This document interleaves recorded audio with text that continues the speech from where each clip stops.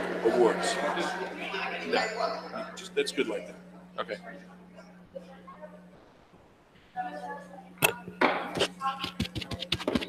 Gina, we up?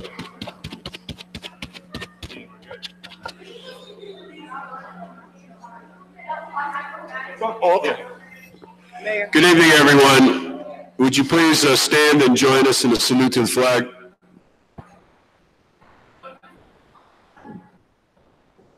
Pledge allegiance to the flag of the United States of America, to the republic for which it stands, one nation, under God, indivisible, with liberty and justice for all. And would you remain standing?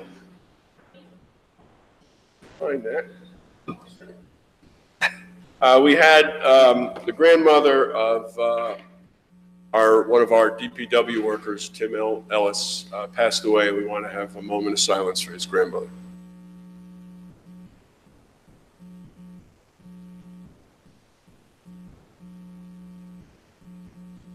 Thank you very much.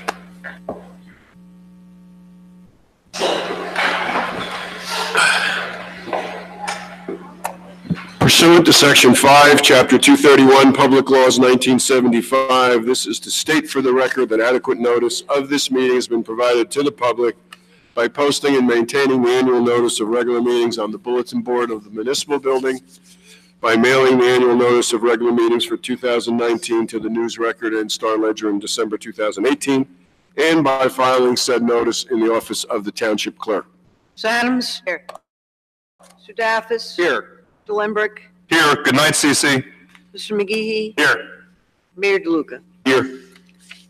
Whereas Chapter 231, Public Laws 1975, commonly known as the Open Public Meetings Act, requires all meetings of public bodies be open to the public, and whereas Section 7 provides that the governing body has the discretion to permit, prohibit, or regulate the active participation of the public at any meeting, and whereas desire the governing body to comply with the provision of this act, same time to conduct its business in an orderly and expeditious manner, now therefore be resolved by the Township Committee, Township Maplewood does hereby prohibit, except as set forth in the formal agenda, active participation in the deliberations of the governing body by the public, and except as otherwise prescribed by law, does limit the public to the observations of the actions and discussions of the governing body at all of its regular and special meetings. So moved. Second. Mr. Adams? Yes. Mr. Daffis? Yes. Mr. Lembrick? Yes. Mr. McGehee? Yes. Mayor DeLuca? Yes. Thank you. Good evening, everyone. Sorry for the delay. We were stuck talking about some negotiations and contractual issues in there, so I hope you're having a good time out here. We can hear you in there, by the way. So I'm going to run through the agenda real quick. I know you're all here to stay here all night and be bored by this meeting, but we're going to have some fun stuff in the beginning, so maybe you'll enjoy that the best. Right. We're going to, first off, we're going to start with an appointment to our Senior Advisory Committee, and then we're going to have the presentation of the suburban basketball teams. So that's when we'll invite you all to come on up. We'll then have our public comment period right after that. And if you're here to talk about the plastic bags, what I would suggest is hold off and we'll have a separate plastic paper bag conversation later in the meeting so that we can get your comments fresh as we're discussing the changes. We were to have a public hearing improvements to Memorial Park Duck Pond, but we found out that the funding was not available to us because we're not what's called shovel ready. We're ready to start right now. We'd have to do a lot more planning. So that meeting has been canceled. After that, we're going to have hearings and votes on a number of ordinances which are considered on final. The first is going to be 104 Baker Street, the redevelopment plan. If you're here to speak about that, that would be the time to come up. I'll ask if there's anyone who wants to speak on that ordinance, and that would be anyone who wants to speak would come up at that time. We have another ordinance on final passage creating a charitable trust fund, Maplewood Cares. We have an ordinance on final passage to increase the community board on police from 6 voting members to 7. We have another ordinance to install a stop sign at Creston and Florida Streets. another ordinance for a stop sign at Plymouth and Essex. And we have another ordinance that is going to make some changes to our noise ordinance. We're going to keep going. We have two more ordinances on final. One is to establish salary ranges for our employees of the township. And the second is to deal with the ordinance when there's a transfer of property for the continued use of that property. Then we will do a new ordinance, and that is creating a zoning review. And then we get into our discussion items. And the discussion items, the first item will be the plastic and paper bag. The second will be emergency hiring of firefighters. Third is a reorganization of Department of Public Works. Fifth is the dispatchers for our police department as a request to replace them. Seventh, we'll be talking about ProChamps. It's a software package to identify vacant and foreclosed properties. Then we'll be talking about the Haitian Flag Day ceremony we have planned for May 11th. We'll be talking about a brownfield site, the Fresco site, which is next to DBW. We'll be talking about the 104 Baker Street redevelopment site and talking about how we're going to proceed to designate a developer if the ordinance is passed earlier. And then we're going to be talking about the Equal Rights Amendment. Then we have our consent agenda. We have a number of resolutions there. We're closing an elevator job that we had at the Woodland. We'll be authorizing payment of bills. We'll be authorizing payment of a retired firefighter. We'll be closing out a program for the Clinton School traffic circulation and pedestrian safety. We have two resolutions honoring Babe Sipperstein and in support of the Equality Act. And then we have approval of the open and closed session meetings of March 5th. After that, we'll be making appointments to the Community Board on Police, 2 people. And then we'll go to our second public comment period. We'll have administrative reports, reports from elected officials, and then we will adjourn.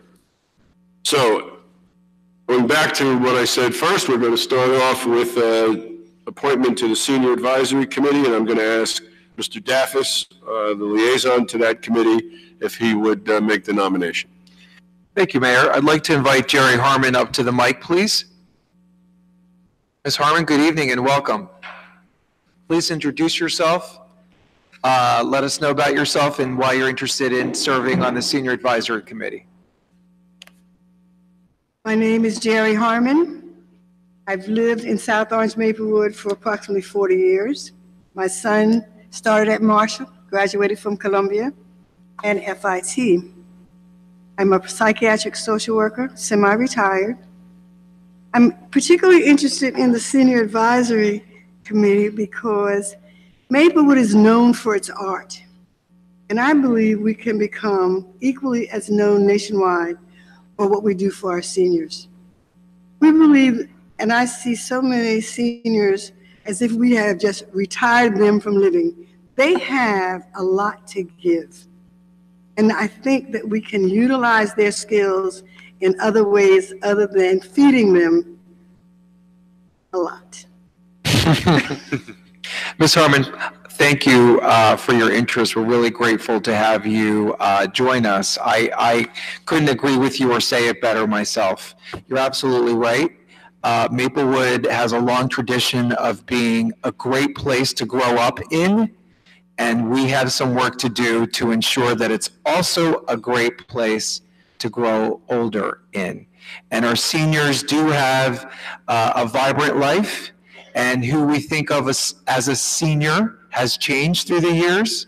Our seniors are the greatest rising population across the country, and we have a great committee here in Maplewood that is working on some really important initiatives to allow our seniors to have a life that is vibrant, inclusive of everything that's going on in our community, and allowing them, to the extent possible, to age in place in the community that they've built. So with that, I move to have Ms. Jerry Harmon appointed to the Senior Advisory Committee in Maplewood. I'll second that. Please call the roll. Ms. Adams? Yes. Mr. Daffis? Yes. Mr. Lindberg? Yes. Mr. McGehee? Yes. Mayor DeLuca. Yes, congratulations. Congratulations. Thank you. Thank you.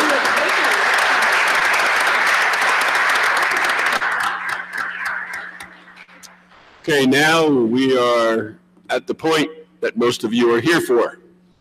And that is the special presentations to the suburban basketball teams. We have the fifth grade boys, the seventh grade boys, the eighth grade girls. Oh, we'll bring them up, and we'll bring them up. We'll bring you up. And with a record of 48-0 for the past 3 years, the seventh grade girls. Yeah. So I'm going to ask our director of the Department of Recreation, Cultural Affairs, and Health to come on up, or actually Director of Community Services, right? Sorry. Melissa Mancuso, and also our basketball director, Eddie Starzinski, to come on up to the microphone. We'll come down there and we'll bring up all the players, and then the moms and dads can take pictures and we can shake your hands and do all that cool stuff. So let us get down there. And I love the Mapso shirt. Yes. Good, yeah. So let's each grab one of these.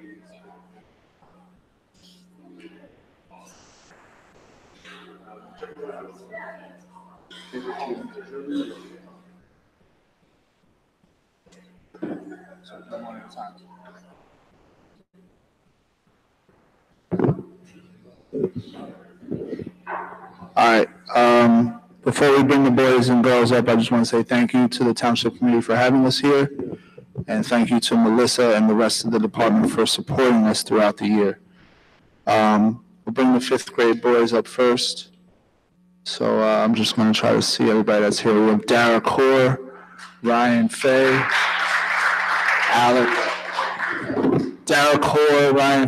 Alex Ante,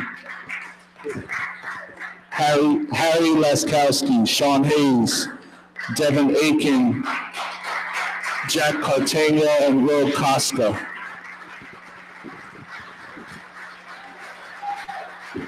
Also, Coach Leonard.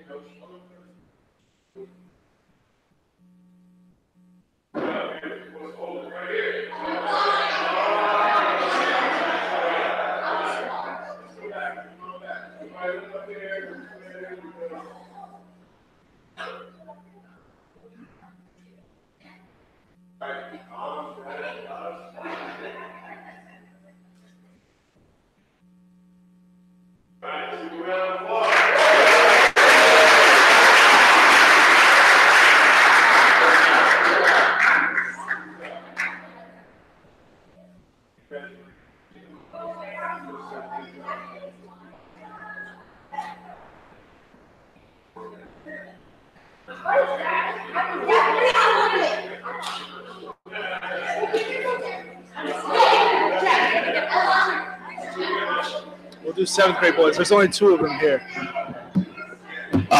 Representing the seventh grade boys, we have 2 players, Ali Coleman and Luke Knezovich.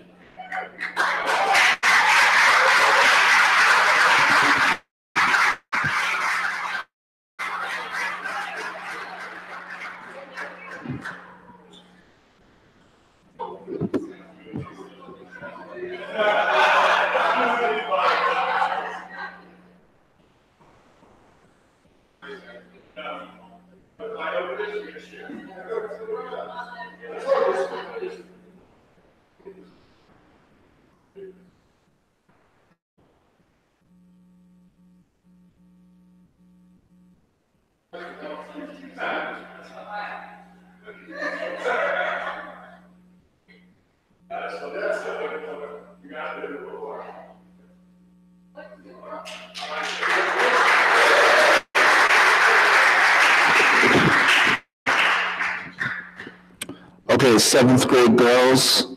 That is the team that is 48-0 in the last 2 years.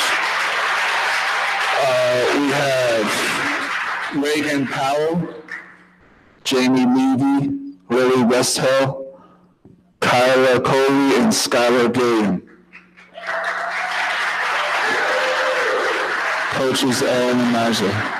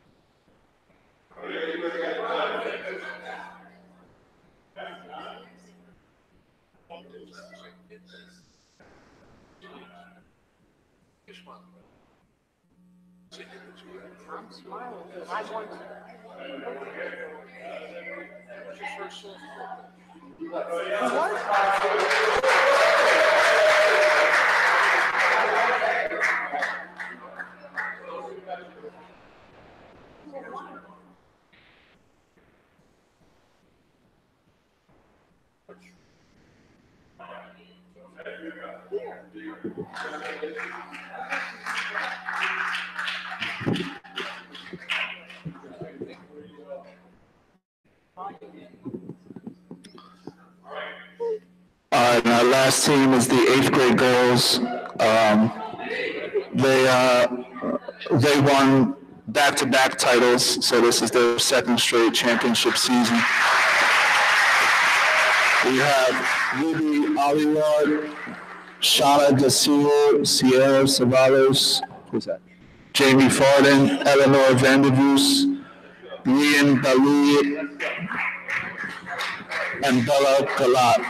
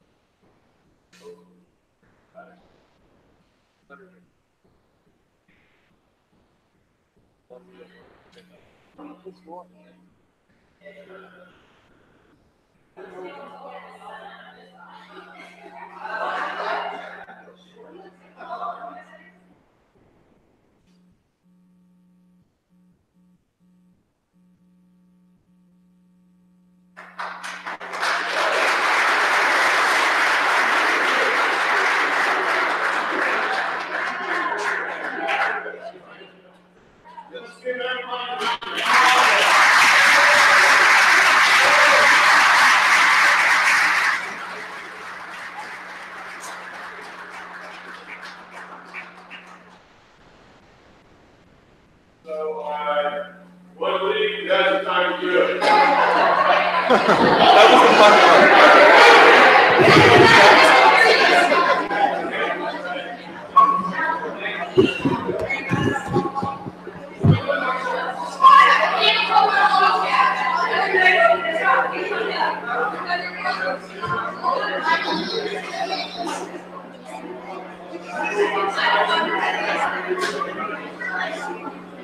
I did. I was really shocked.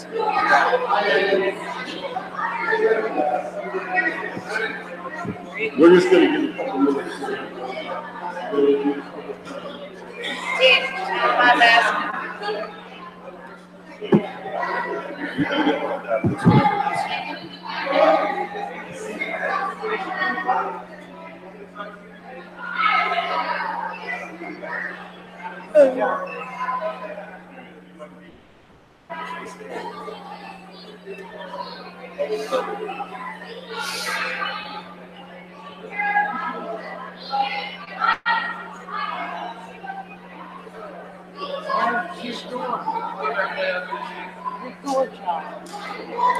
Dean wants us to be here till midnight. That's his idea.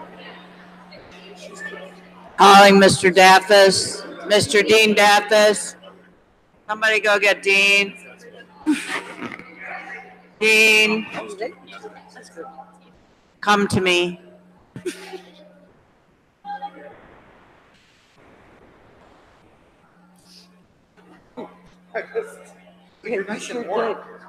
I'm hot. You know why? Because that room's freezing in there. That room's freezing. We're taking a 5, or are we No. ready? We ready? Yep. Okay. So we are going to move on, and the first item is public comment. Now, I know I had asked if you want to talk about the paper and plastic, if you would hold it a little bit until we get to that on the discussion item. But I am aware that we have some students here who would like to make a comment on the paper bags and the plastic bags. So we're going to allow that to happen, so you can get your comments in and go home and get some sleep. We wish we could go home and get some sleep too, but we can't.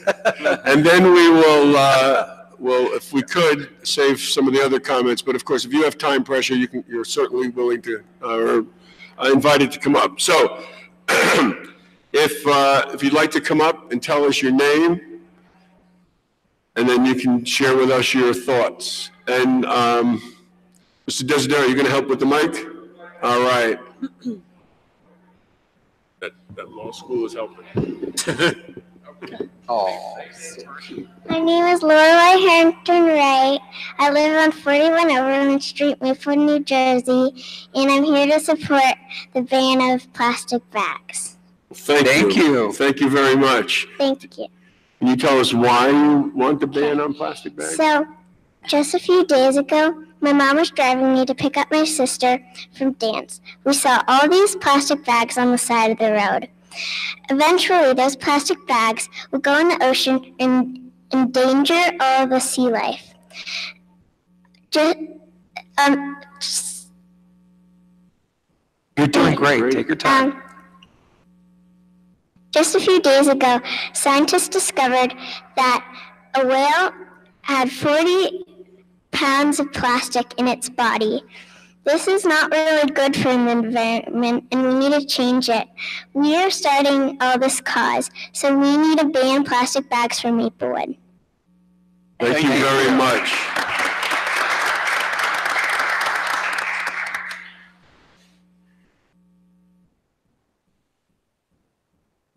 My name is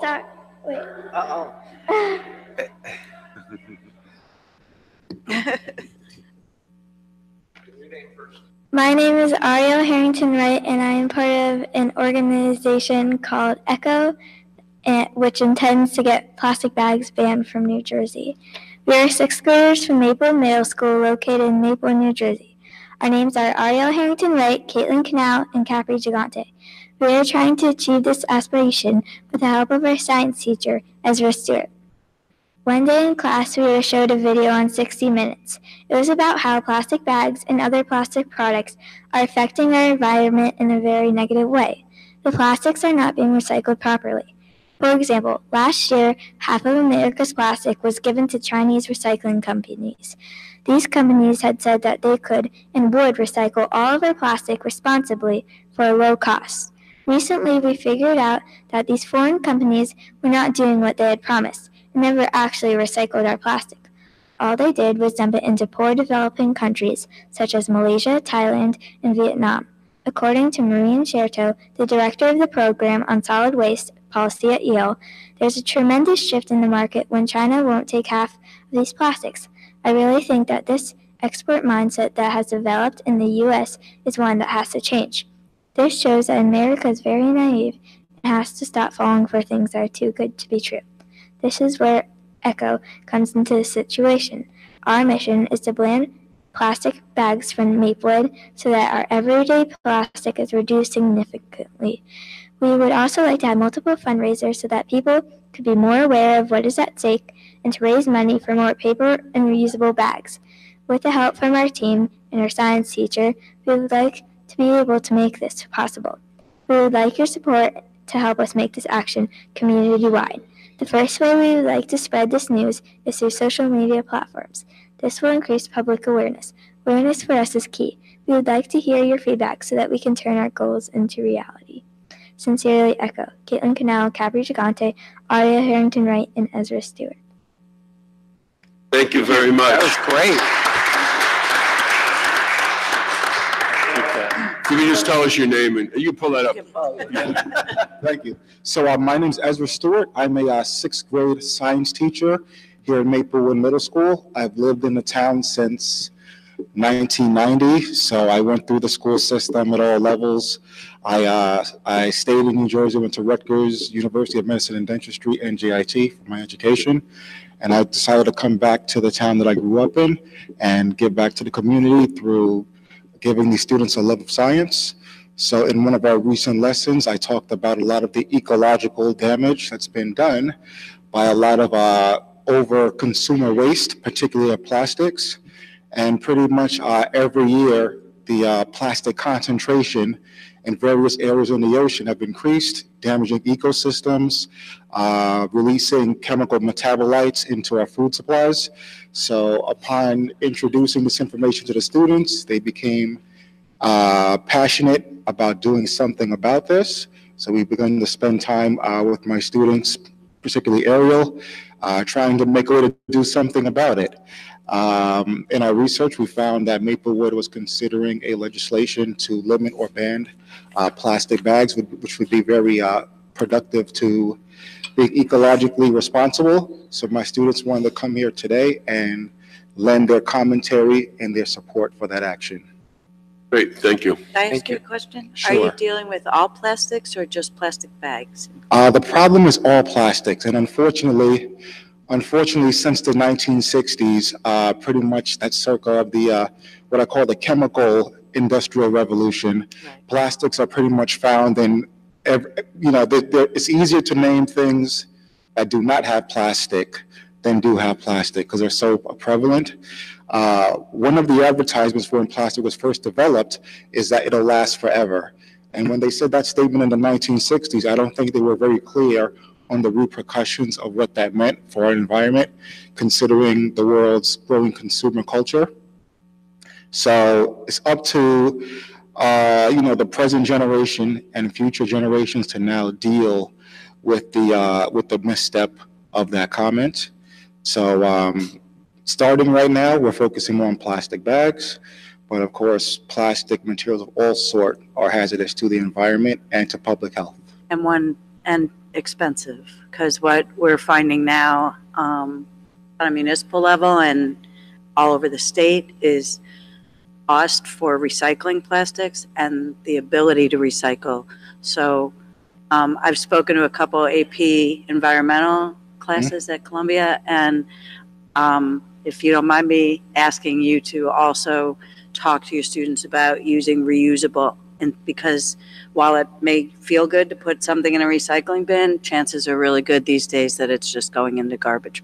Right. So we speak to the children about the importance of conservation, as well as the importance of using alternative energy sources. Because as we all know, plastic is an alkane molecule, which means a carbon-based polymer molecule, which is developed from the processing of fossil fuels, Right. which is a non-renewable resource, and we're quickly running out of.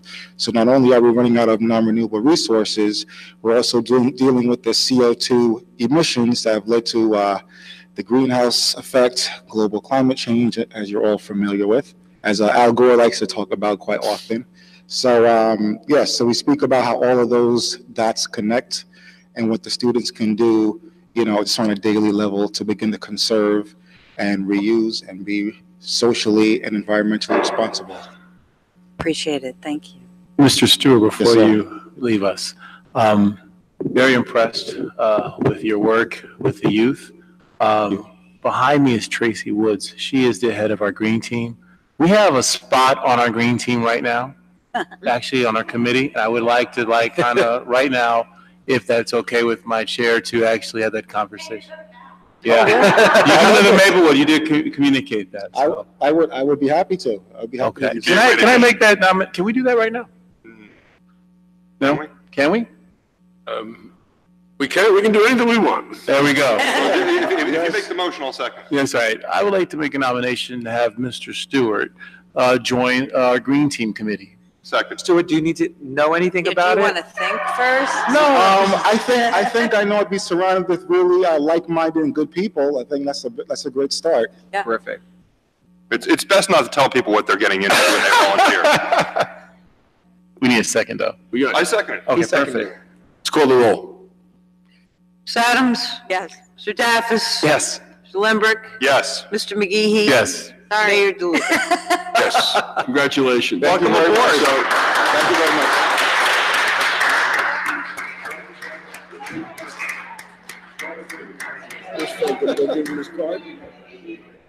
And then, this is a riot. It's going to be a long time until November. Or December, excuse me.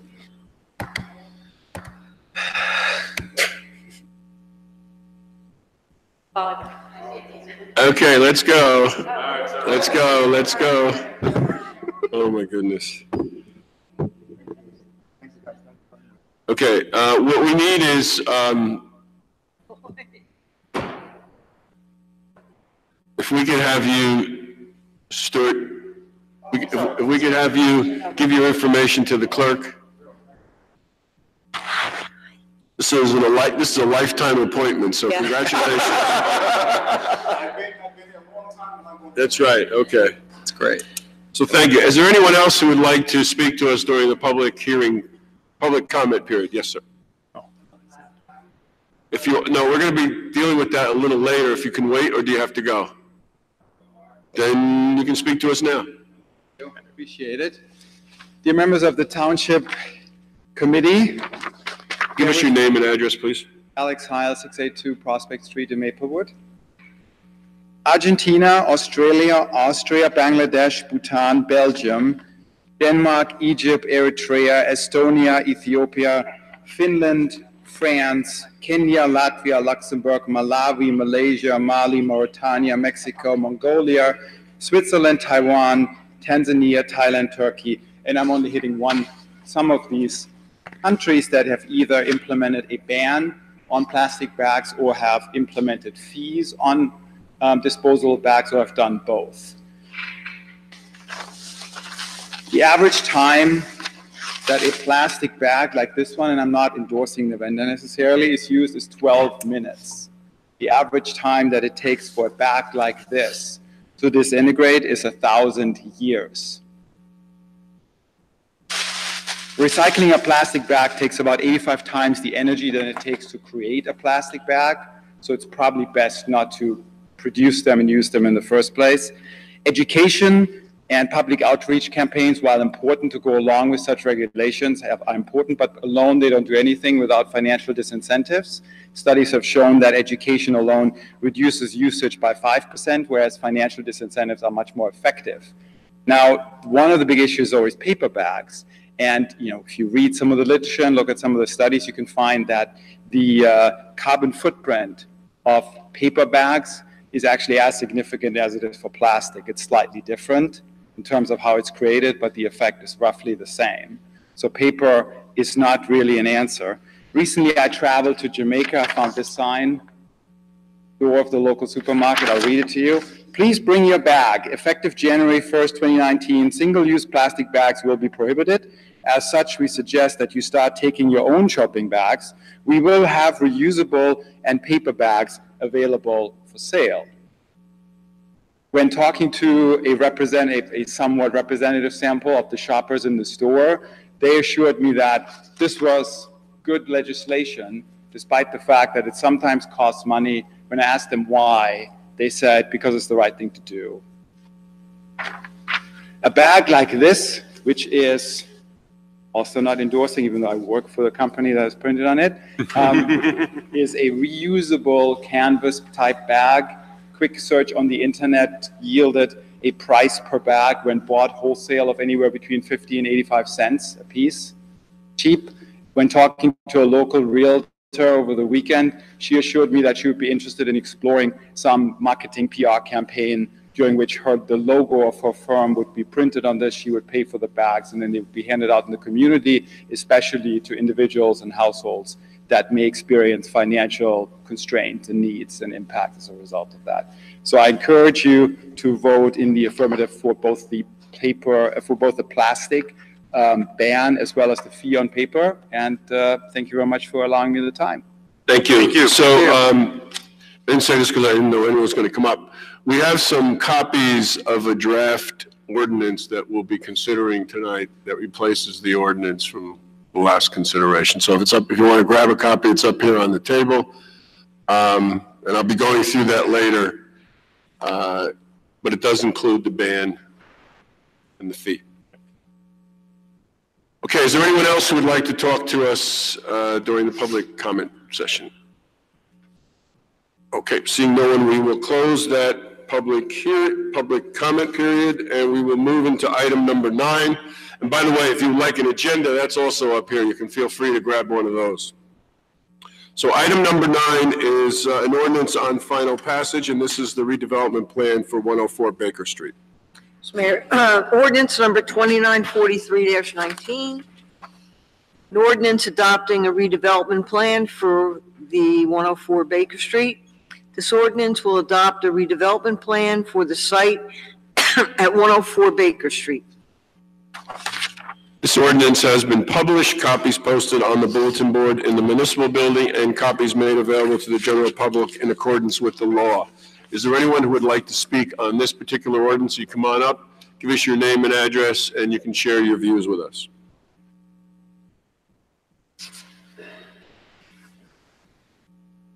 Good evening. Is this? Yep. I bring it up a little, yeah. Is that all right? Yes. Okay, good.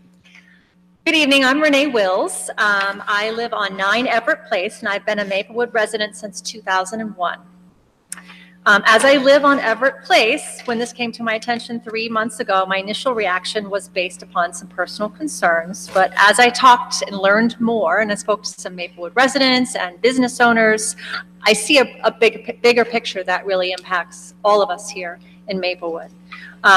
I also understand that the Township Committee is anxious to move this forward and begin negotiations with the developer, and that this document, this is not an actual plan, but laying out the guidelines for the development of the actual plan and the design that's going to be developed. So I'd like to focus most of my comments tonight to the actionable points that should be addressed now before we move forward. Potentially points that even could be incorporated as clarifications in the current redevelopment plan without having to delay the process. And I'm not sure how much latitude you have, but I propose a few areas just to do some tweaks, and maybe that's acceptable. The first area is the height and scale of the planned building shall be in proportion to the immediate surrounding on Baker Street and not the village as a whole. And I was at the planning board last week, and it seemed like that sort of thought was not an unreasonable thought. The village as a whole is what is stated in there presently. I propose we clarify this in the redevelopment plan, and that the height and scale of the building is compatible with the surrounding buildings on Baker Street. The Maplewood Village Design Standards state that new buildings located on less than 125 feet in width shall be in proportion to and of a similar scale to existing buildings in the district. We should apply this principle to the surrounding buildings on Baker Street. The adjacent building in which the Wells Fargo Bank is located is 2 stories high. Across the street is a Drake building, which is also 2 stories high. Yet the development plan states that 3 stories shall be permitted. While I understand that there are other 3-story commercial buildings in the district, there are none on Baker Street. A height of 37 feet plus parapets of up to 42 inches means a building height of 40.5 feet along Baker Street, and plus another, the feet for the appurtenances means that the maximum height is 49 feet. Plus the street's on a hill, and so the impact of the elevation potentially could make this building feel even taller. Definitely, this proposed building would rise above those currently on Baker Street and will make it the most prominent structure in the immediate area. And the fact that this lot is an important transitional area, and I understand the distinction about the home being the official transition point, the home that has the businesses, it's really a transitional area. It backs up to homes right across the street. It's right at the edge. It's coming into a residential area. And so it's really important that we take a look at what's in that immediate area. Now, this is a point I've raised a few times, and I'm not sure whether this is going to happen, but it is really hard for residents to envision what this will look like, and yet we're being asked to provide input on an ordinance before it's passed. the township really should commission and share a representation of the scale and height of the proposed structure before the ordinance is approved. Because once the ordinance, and this is my concern, is once it's approved and things move into the design stage, it's really hard to go back and change something once it's already been approved. Now is the time for us to really consider whether everything has been properly addressed. Now, I will state, however, if a 3-story building is inevitable, the design should incorporate transitional features to ensure that it fits within the environment. And that comes back to my statement about adding a statement about it's appropriate for Baker Street and not just the township as a whole. For example, perhaps the height along the Baker Street facade could be equal to the buildings next to it, and then step back, it could be higher, and it goes up to the 37 feet. This kind of approach was in an earlier version of the plan, but just that acknowledgement of its immediate surroundings. Now, a few important things, and I'm not sure that these are going to be addressed, but I wanted to make sure they are, and they came up the planning board, about just clarifications. One was, and I heard the clarification in the meeting, I wanted to state it for public record, is that it states that rooftop appurtenances do not exceed maximum building height by more than 12 feet and that they may cover no more than 25% of the roof area. It also states that the enclosed rooftop areas are limited to 15% of the roof surface area. It was confirmed at the planning board meeting last week that the 15% is part of the overall 25% figure and not a 40% figure. And therefore, this should really be clarified in the plan document before moving forward. The second point of clarification that's very similar is the plan says that the maximum building height should not exceed 37 feet along the Baker Street facade. The planner who was present at the planning board, Paul Phillips, when questioned about this, said that the wording was deliberately open to leave it open to the developer. The mayor clarified to say that the height of the building is to be capped at 37 feet. Notwithstanding those rooftop appurtenances, to prevent potential misinterpretation with the statement along the Baker Street facade perhaps could be deleted so that it's clear to all that the maximum height of the building is 37 feet. Secondly, and this is kind of related to my first statement, the architectural style of the building shall be compatible with the surrounding buildings on Baker Street and visually appealing from all angles. I propose clarifying that in this redevelopment plan that the architectural style is compatible with the surrounding buildings on Baker Street very specifically and not with the village just as a whole. It was clear from the planning board meeting that it had some support from the members there. The wording in the current draft document is ambiguous on this point and open to interpretation. The architectural style shall be compatible with the other buildings on Baker Street, and it should specify that it should be visually appealing from any vantage point in town. And a good suggestion that I heard from another resident on this point was to have the applicant provide quality visuals from those vantage points to make sure that this is carried through. Other considerations to ensure that this building fits into its environment include building materials, because if you noticed, if you look around, the buildings on Baker Street are actually primarily a light stone cladding and not much brick. So you really want it to fit into its environment, and the landscaping and use of open space. So I understand that the design phase is to follow, but this document, again, lays the foundation. Incorporating these points will help ensure that the new building will preserve and enhance the charm of our village. Third, and this is sort of a larger issue that I know there's another initiative underway to look at, but I want to go on record that we really need to take a close look at parking, increased vehicle traffic, and importantly, another expression that came up at the planning board, which I thought was a really good one, which is intensity of use. This lot is in an important transitional area for the village. It's adjacent to private homes, and special consideration needs to be given to increase traffic. A statistic was shared by a concerned resident last week at the planning board that there are 18 children on Lenox Street alone under the age of 18. While I haven't taken account, there are children who live on the surrounding streets, including 2 of my own. In addition to the children who reside in the immediate homes, Baker Street is a thoroughfare for many more children who are walking to Maplewood Middle School, which is right around the corner from the lot. So it's really important that we consider the traffic and how the building is used, and it takes into consideration that traffic of these young folks. Parking. The redevelopment plan states that a minimum of 1 and a maximum of 1.5 parking spaces shall be provided per dwelling unit, acknowledging that these ratios are inferior to those set forth in the New Jersey Residential Site Improvement Standards. In fact, the plan currently allows for up to 11 residential units, which would make the highest number per acre of anywhere in the village, making parking demands higher than anywhere else. Plus, what about parking for their visitors, retail shop owners, and workers, along with customers? It's concerning that the developments may be approved on an individual basis without adequate parking solutions for the village overall. We're adding traffic and creating a greater need for parking where we already have challenges in the village. So I don't expect the Township Committee to act on that tonight, and I know there's an initiative underway, but yet it does relate to the plan. Another point that came up that I haven't raised previously is a point that I heard one of the school board members say, and I wasn't aware of this. Speaking of the schools, these additional units may bring children to our schools, and we need to make sure that the impact of a potential pilot tax abatement doesn't have a negative impact on funding for these additional students. One school board member expressed to me a concern because in the past, the revenue— Ms. Wills, I'm sorry. Yep. How much longer is your presentation? Just Okay. All right. Because it's more effective. We're more than happy to enter your entire report on the record. Yep. I wish to do that because we find what you're doing very valuable, and we're very, as you could see, very liberal in allowing you to speak and speak and speak. But I think in terms of advocacy, if you can just summarize your points, that would be really helpful. Okay, well, can I finish that one point?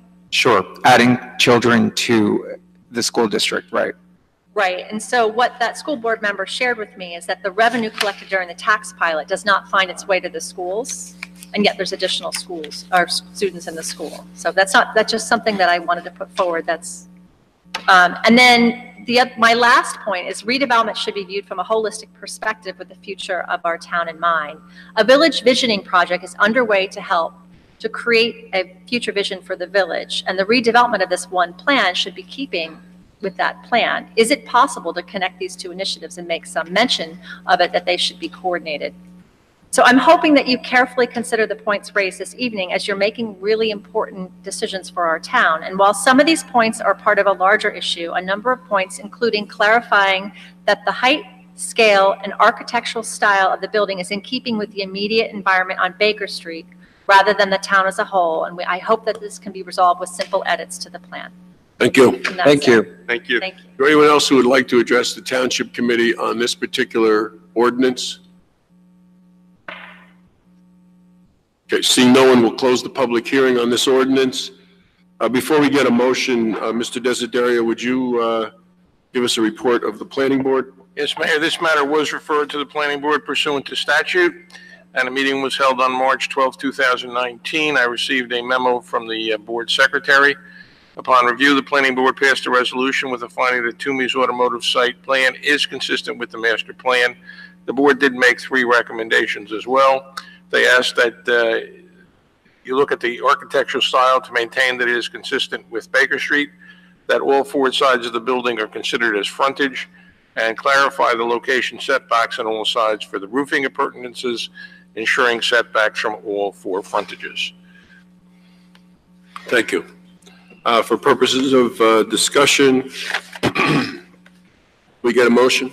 Mayor, I move this ordinance be adopted as a whole and the clerk be directed to publish the same as a passed ordinance in Maplewood South Orange News Record according to law. Second. Do you want to say anything as the mover? Sure. I agree that this goes with the master plan. This is, had 2 public meetings on this. We've made amendments to the redevelopment plan for this site, taking into consideration the input from the residents and from professionals. I disagree with the planning board's recommendation with regard to appearance of the building being in line with architecture on Baker Street, of which there is not one consistent architecture style there. So I disagree with that being included in this as an amendment. I agree with our planner in that in the tradition of most redevelopment plans in my experience and is not to lock people down, lock design down to such extremes. Right now, if we don't pass this redevelopment plan, someone could buy this property or lease this property and build up to 50 feet. This redevelopment plan brings that height down. It doesn't, as to the point of kids in the school, things on that, first of all, redevelopment projects like this, and this is an extremely small scale one we're talking about, and to be 1 and 2 bedroom and sometimes studio apartments.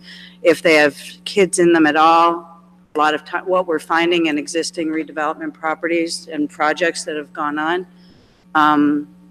not just in Maplewood, but statewide, they don't produce extra children. A lot of times what we have is children who are already in the district and there's divorce, and so someone stays in town by renting an apartment in town.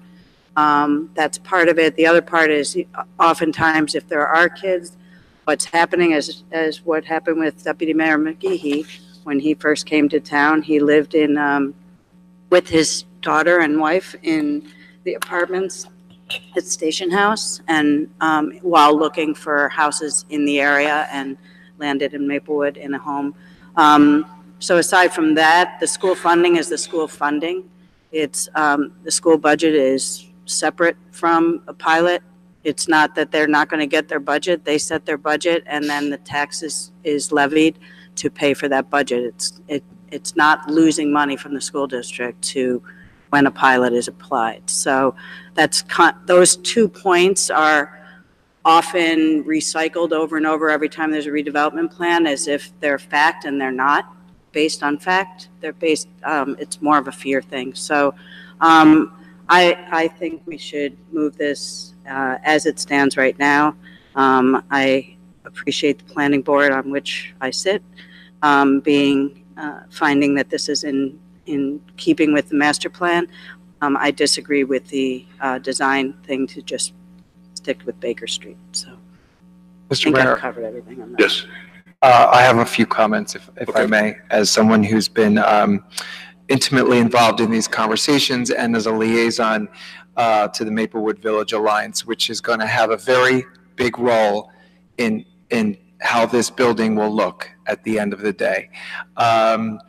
I want to thank you again for I want to thank everyone for all of the comments that we received. I do believe that this has been a very collaborative process, but it's only the very, very beginning. I believe that based on everything that we've heard, and some of it, including the points that you made, Ms. Willis, this evening, were very good points to keep in mind as we move forward.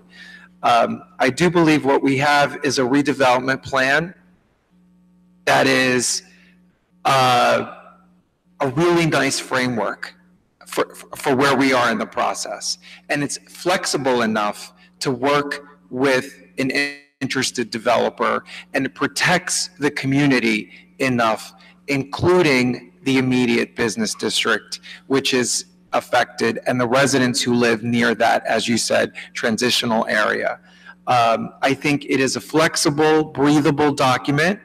And in our negotiations with the developer, as we establish the developer as the developer of that site, and in further negotiations with the Design Review Committee of the Maplewood Village Alliance, and in further negotiations down the line from that with the planning board, once we have a site plan for this prospective building, a lot of these concerns will be addressed.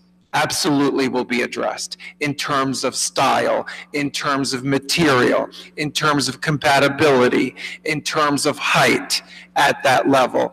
And of course, some of the other concerns that we've heard about are very important, larger scale conversations. What are we doing about parking? What are the solutions? What can we bear in the very tiny village, the tiny business district we're talking about?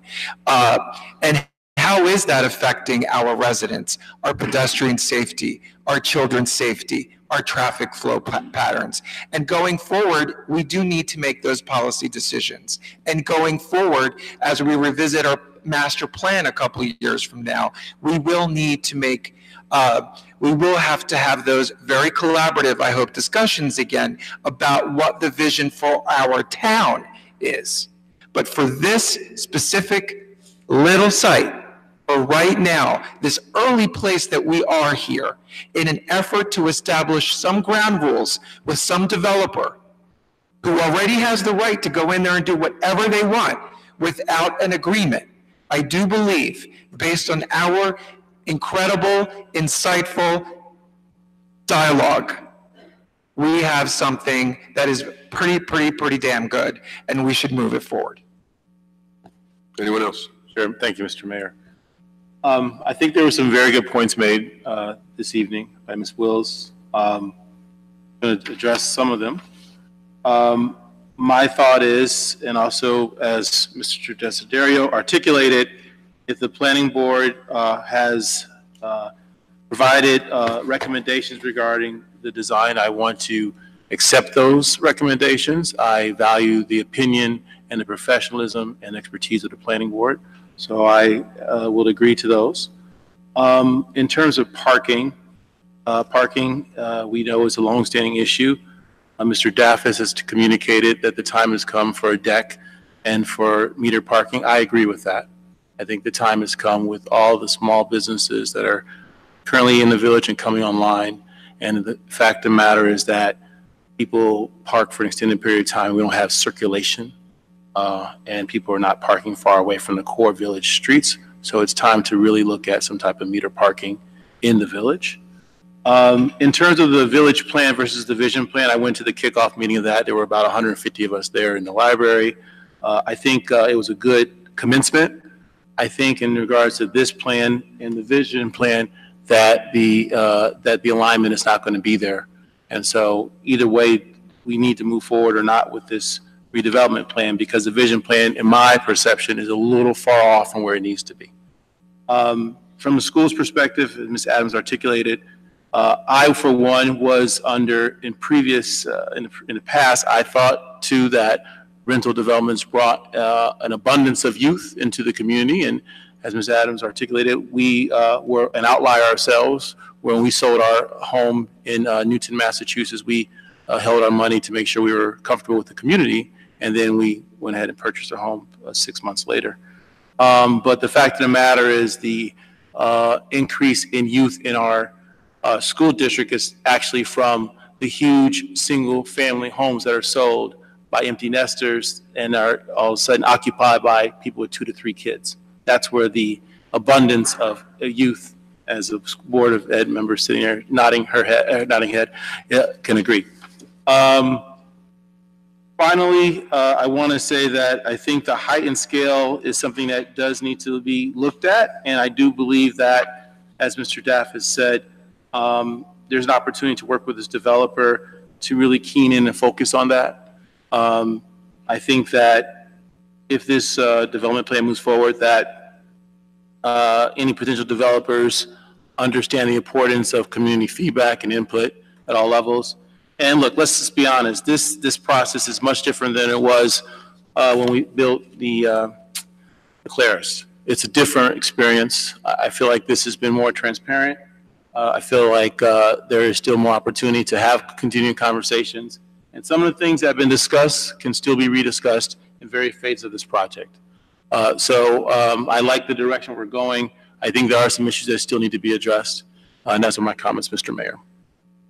I mean, the only thing I would say, and I don't want to repeat any of my colleagues, but just to follow up on something that Deputy Mayor McGehee just mentioned, is another difference between this site and the Claris is that we don't own this site. We don't have much leverage here. As has been said by a few people tonight, you know, if we don't have a redevelopment agreement, it's not as though nothing can happen there. It's just that lots of things can happen there that we don't have as much control over, and we don't necessarily have the negotiating power to limit things aside from what's already prohibited. So I think this is a good redevelopment agreement. I think it's gone through a number of changes. I think it's in a good place, and I think we can get an outstanding project on that site. But if we don't pass a redevelopment plan, something's going to go there, and it's probably going to be something that's not as good for Maplewood, and not as good certainly for the neighbors as we'll get under the redevelopment plan. So the redevelopment plan has my support, for what it's worth, I tend to agree with Ms. Adams on the design aspect, with all due respect to the planning board. So I think we should move forward. I just want to say a couple things about the planning board's memo. Number one, I absolutely agree that there is no architectural style on Baker Street. There's nothing there. I mean, it consists. Or in the village.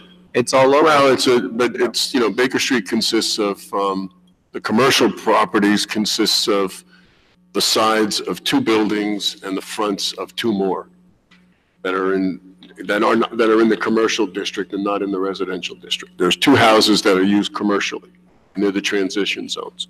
So there's no architectural style. I think it's quite clear both in the plan and in the design standards for the special improvement district that new construction within the district shall be visually compatible with other structures in the district and shall be constructed of the same, similar, or complementary materials. Additionally, the plan speaks to entertaining some contemporary design. And I think we should be open to that. I don't think there's any special design in the village. It's a wonderful place, but it doesn't mean that you can't be contemporary and be wonderful too.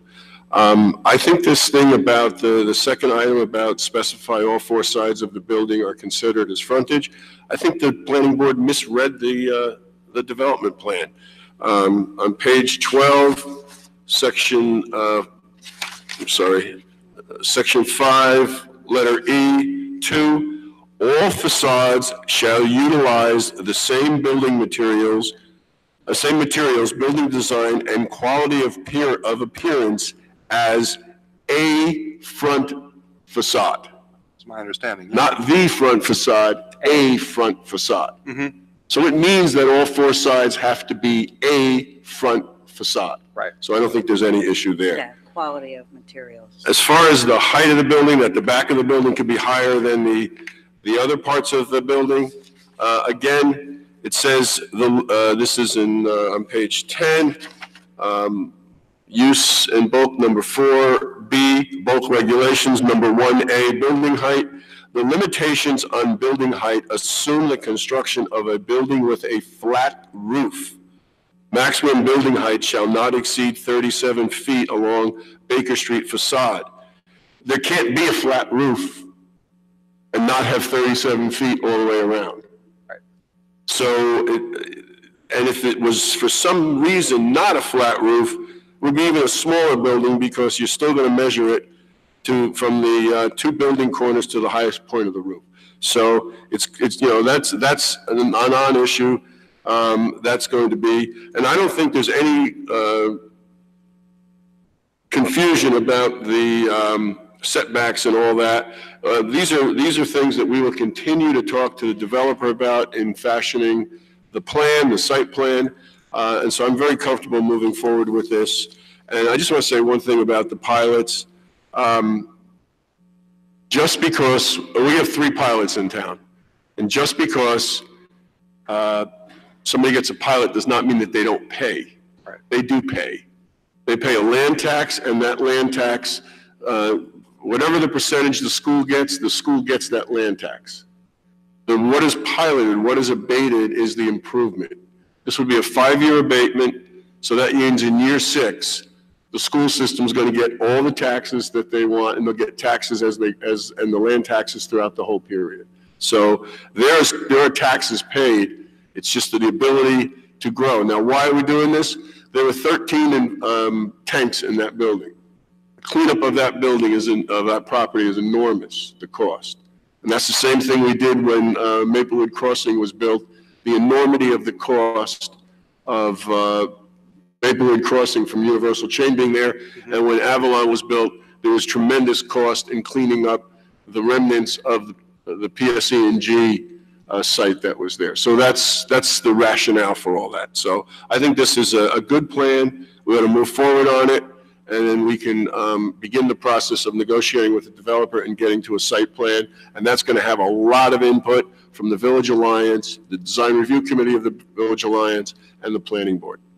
And I can report that the Design Review Committee is already, the expanded Design Review Committee, the Maplewood Village Alliance has reached out into the community to invite on board as many architects who are willing, able, and interested in working on this with the architect of the proposed developer. So there is going to be a fulsome give and take, back and forth, transparent, collaborative process in the design of whatever building goes up there, and it's going to be for quite some time. It's not happening anytime soon. So that's good too. That's very, very important, so, to alleviate some of the concerns that, you know, the real reasonable concerns. Please call the roll. Ms. Adams? Yes. Mr. Daffis? Yes. Mr. Lembrick? Yes. Mr. McGehee? Yes. Mayor DeLuca? Yes, thank you. We have another ordinance on final. Item 10, Mayor, also on final passage, ordinance number 2942-19. It's an ordinance to create a charitable trust fund, Maplewood Cares. This ordinance will create a trust fund for the receipt of contributions to be used for the benefit to Township of Maplewood residents in need of assistance. This ordinance has been published, copies posted on the bulletin board in the municipal building, and copies made available to the general public in accordance with the law. Is there anyone who would like to speak on this ordinance, which creates the charitable trust Maplewood Cares? Seeing no one, will close the public hearing. And Mr. McGehee, can we get a motion? Thank you, Mr. Mayor. I move this ordinance to be adopted as a whole and the clerk be directed to publish the same as a passed ordinance in the Maplewood South Orange News Record according to law. Second. Any discussion? Please call the roll. Ms. Adams? Yes. Mr. Daffis? Yes. Mr. Lembrick? Yes. Mr. McGehee? Yes. Mayor DeLuca? Yes, thank you. Another ordinance on final. Mayor, item number 11, also on final passage, ordinance number 2947-19 is an ordinance to further amend ordinance 2901-18. This ordinance will increase the composition of the Maplewood Community Board on Police from 6 voting members to 7 voting members, and will give further parameters for the member between the ages of 16 and 21. This ordinance has been published, copies posted on the bulletin board of the municipal building, and copies made available to the general public in accordance with the law. Is there anyone who would like to speak on this ordinance, which increases the membership on the community board on police? Seeing no one, Mr. Daffis, can we get a motion? I do, Mayor. I move this ordinance be adopted as a whole and the clerk be directed to publish the same as a passed ordinance in the Maplewood South Orange News Record according to law. Second. Any discussion? Please call the roll. Ms. Adams? Yes. Mr. Daffis? Yes. Mr. Lembrick? Yes. Mr. McGehee? Yes. Mayor DeLuca? Yes, thank you. Item number 12 on Mayor, final. also on final, ordinance number 2948-19, an ordinance to direct the installation of a stop sign on Creston Avenue at its intersection with Florida Street. This ordinance will direct the installation of a stop sign on Creston Avenue at its intersection with Florida Street. This ordinance has been published, copies posted on the bulletin board in the municipal building, and copies made available to the general public in accordance with the law. Is there anyone who would like to speak on this ordinance? Seeing no one, will close the public hearing. Ms. Adams, can we get a motion? Mayor, I move this ordinance be adopted as a whole and the clerk be directed to publish the same as a passed ordinance in the Maplewood South Orange News Record according to law. Second. Any discussion? Please call the roll. Ms. Adams? Yes. Mr. Daffis? Yes. Mr. Lembrick? Yes. Mr. McGehee? Yes. Mayor DeLuca? Yes, thank you. We have another ordinance on final. Yes, Mayor, item number 13, ordinance number 2949-19, an ordinance to direct the installation of a stop sign on Plymouth Place at its intersection with Essex Road. This ordinance has been published, copies posted on the bulletin board in the municipal building, and copies made available to the general public in accordance with the law. Is there anyone who would like to speak on this ordinance? Seeing no one, we'll close the public hearing. And Ms. Adams, can we get a motion? Mayor, I move this ordinance be adopted as a whole and the clerk be directed to publish the same as a past ordinance in the Maplewood South Orange News Record according to law. Second. Any discussion? Please call the roll. Ms. Adams? Yes. Mr. Daffis? Yes. Mr. Lembrick? Yes. Mr. McGee? Yes. Mayor DeLuca? Yes, thank you. We have another ordinance on final. Yes, Mayor, item number 14, ordinance number 2950-19 is an ordinance to amend Chapter 181 of the Code of the Township of Maplewood entitled Noise. This ordinance will implement certain changes to the existing noise ordinance. This ordinance has been published, copies posted on the bulletin board in the municipal building, and copies made available to the general public in accordance with the law. Is there anyone who would like to speak on this ordinance? Seeing no one, will close the public hearing, and I believe Mr. McGee, you're making this? Sure, Mr. Mayor. I move this ordinance be adopted as a whole and the clerk be directed to publish the same as a past ordinance in the Maplewood South Orange News Record according to law. Second. Any discussion? I want to thank you, Mr. Daffis, for working on this. Thank you, Mayor. Please call the roll. Ms. Adams? Yes. Mr. Daffis? Yes. Mr. Lembrick? Yes. Mr. McGee? Yes. Mayor DeLuca? Yes. Another ordinance on final. On final, Mayor, yes, number 15, ordinance number 2951-19 is an ordinance to further amend the classification of employment positions within the Township of Maplewood and to establish salary ranges for employees. This ordinance will revise classification of employment positions and salaries within the Township of Maplewood, consistent with a version of the table of organization established within the Township of Maplewood. This ordinance has been published, copies posted on the bulletin board in the municipal building, and copies made available to the general public in accordance with the law. Is there anyone who would like to speak on this ordinance? Seeing no one, can we get a motion, Mr. McGee? Yes. Mr. Mayor, I move this ordinance be adopted as a whole and the clerk be directed to publish the same as a past ordinance in the Maplewood South Orange News Record according to law. And I'll second it. Please call the, any discussion? Please call the roll. Ms. Adams? Yes. Mr. Daffis? Yes. Mr. Lembrick? Yes. Mr. McGee? Yes. Mayor DeLuca? Yes, thank you. And we have one last ordinance on final. Item number 16, Mayor, it's ordinance 2952-19, an ordinance to amend Chapter 204 of the Code of the Township of Maplewood entitled Transfer of Property. This ordinance will classify contradictory provision of the existing ordinance.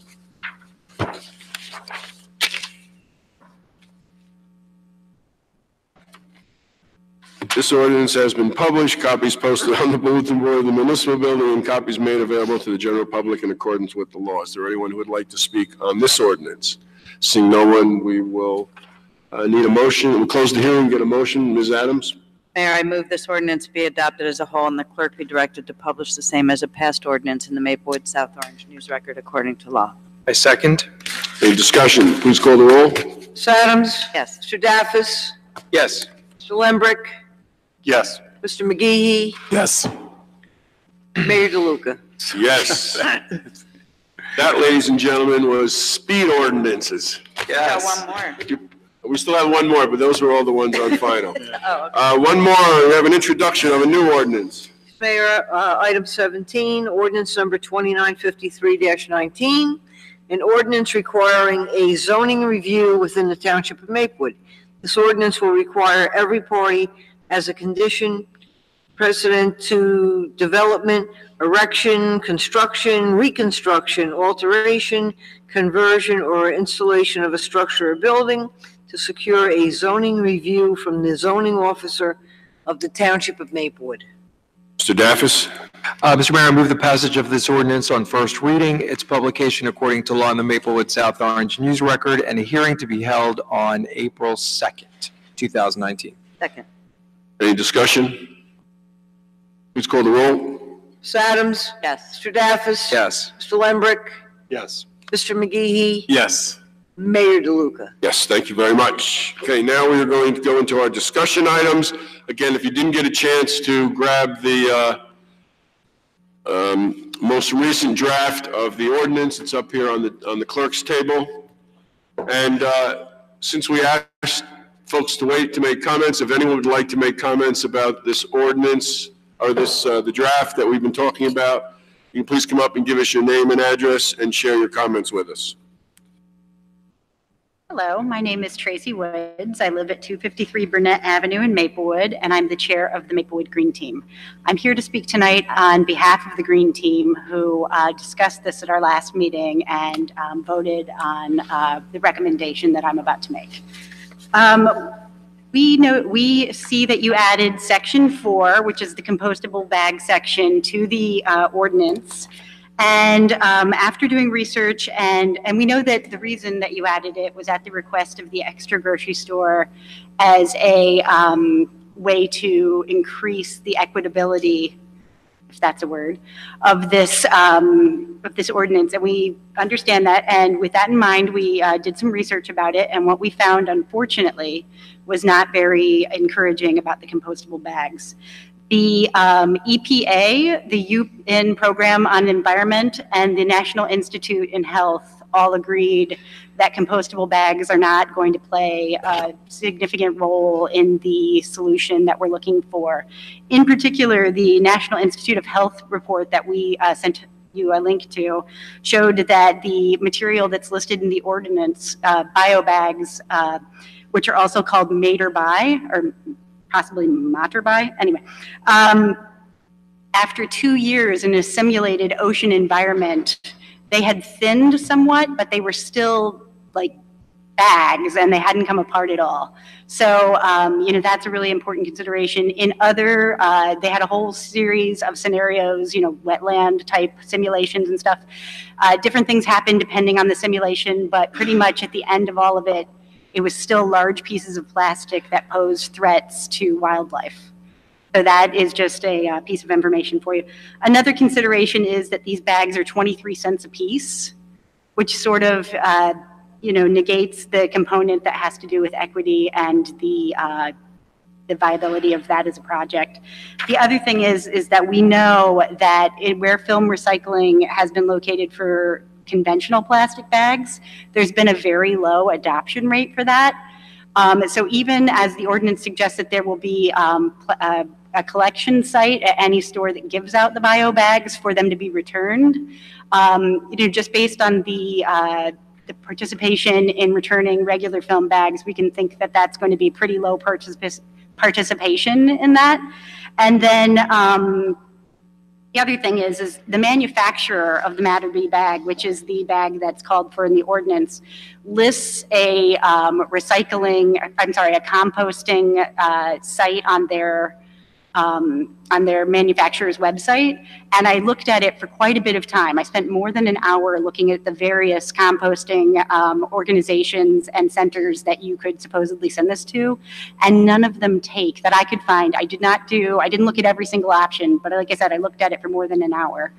I couldn't find a facility that would accept the type of materials that we would be producing.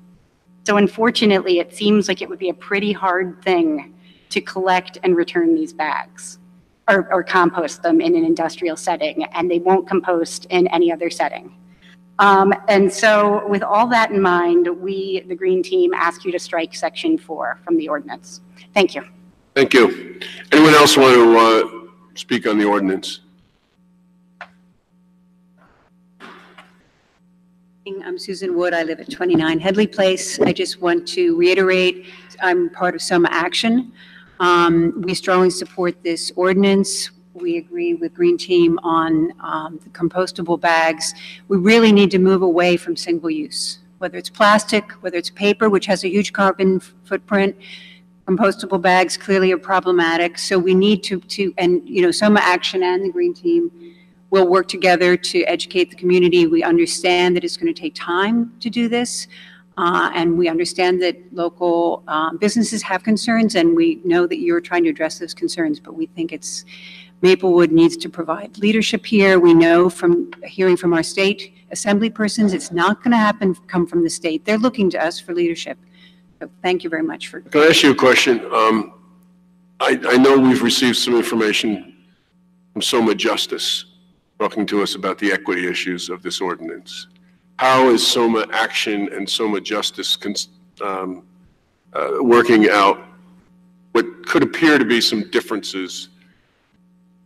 We know this better than I, because I haven't been involved in those conversations, but I know that Soma Justice and Soma Action have been having good conversations about working together to do outreach in communities that would be affected and really try to address those issues. But I'm afraid I don't have a very Thank you. specific I just wanted to know see if you knew. Okay, thank you. on that. You can come back up but you know what? You can come back up and answer this question. Tracy Woods again. I don't have the letter in front of me, but to my memory, the main points were making sure that there was adequate outreach, and also they advocated for bag giveaways, and they also advocated for a period of education.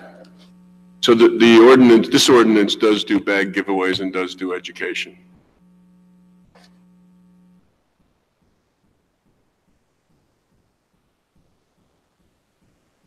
Evening. I'm Sheila Baker Gujral, 38 Kendall Avenue. I'm a member of the Maplewood Environmental Advisory Committee and the Essex County Environmental Commission, and I work on staff at the Association of New Jersey Environmental Commissions.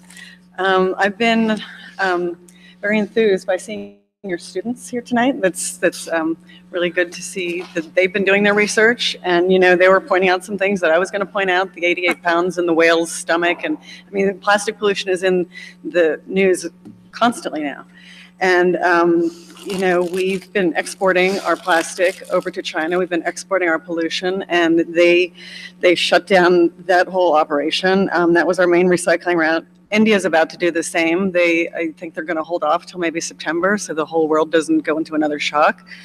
But it's no coincidence that China's policy ramped up from being called the green fence to being called the national sword.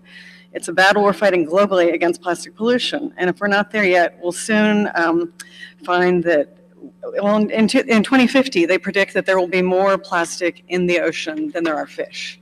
So, if we're not there by 2050, we may be there even sooner. It's been said many times, but we're not going to be able to recycle our way out of this problem. The key to reduce, reuse, recycle is really the reduce part, which translates into refusing single-use plastic. And while there are varying permutations of a plastic bag law, the full ban, 5-cent fee, 10-cent fee, paper included or not included, the gold standard for this is the ban on single-use plastic bags plus the fee on paper. The purpose of the ordinance being to encourage consumer behavioral change from using any single-use disposable bag. Plastic bag bans tackle the worst part of the problem but are not effective without the fee on paper. While plastic bags are often recyclable, only about 10% of plastic bags are actually recycled. They often end up in landfills, clogged storm drains, find their ways into our local waterways and trees, which if people are watching and out there, we will be cleaning up the Rahway River on May 4th, so please come down and help us out to keep our town beautiful. Meanwhile, disposable paper bags have their own environmental impact. The paper industry, including paper bags and other paper products, contributed 21% of all toxic air releases in the U.S. in 2016. And compostable plastic bags are still plastic bags. Living where we do, there are no industrial composting facilities available to us, and our trash goes to the incinerator in Newark. So the bags will either get incinerated or end up in our rivers, our parks, and our village. So I had a chance to look over the proposed ordinance here, and I wanted to make some comments. In the definition section, on number 4, the term reusable bag, it seems like it might be a bit too vague because it says any bag designed and manufactured to withstand repeated uses over a period of time. So I could say, well, that's 2 uses over a day. I think we need to be more specific about what we mean by reusable bag, because it's often has to have a stitched handle. A lot of times they'll say that it has to be cloth and not some kind of vinyl product, not some plastic product, but having the stitched handle on it is something that people look for to confirm that it's a reusable bag. The other definition I was going to mention is on number 6, the term compostable plastic bag, which says it is a checkout bag capable of undergoing biological decomposition at a specially designed compost site. such that plastic is not visually distinguishable and breaks down to carbon dioxide, water, inorganic compounds, and biomass at a rate consistent with known compostable materials, such as cellulose, and leaves no toxic residue. So there again, the rate consistent part, I don't know what time frame that is, and as Tracy just pointed out, you know, it can sit in the water for 2 years and still be, you know, clearly a bag.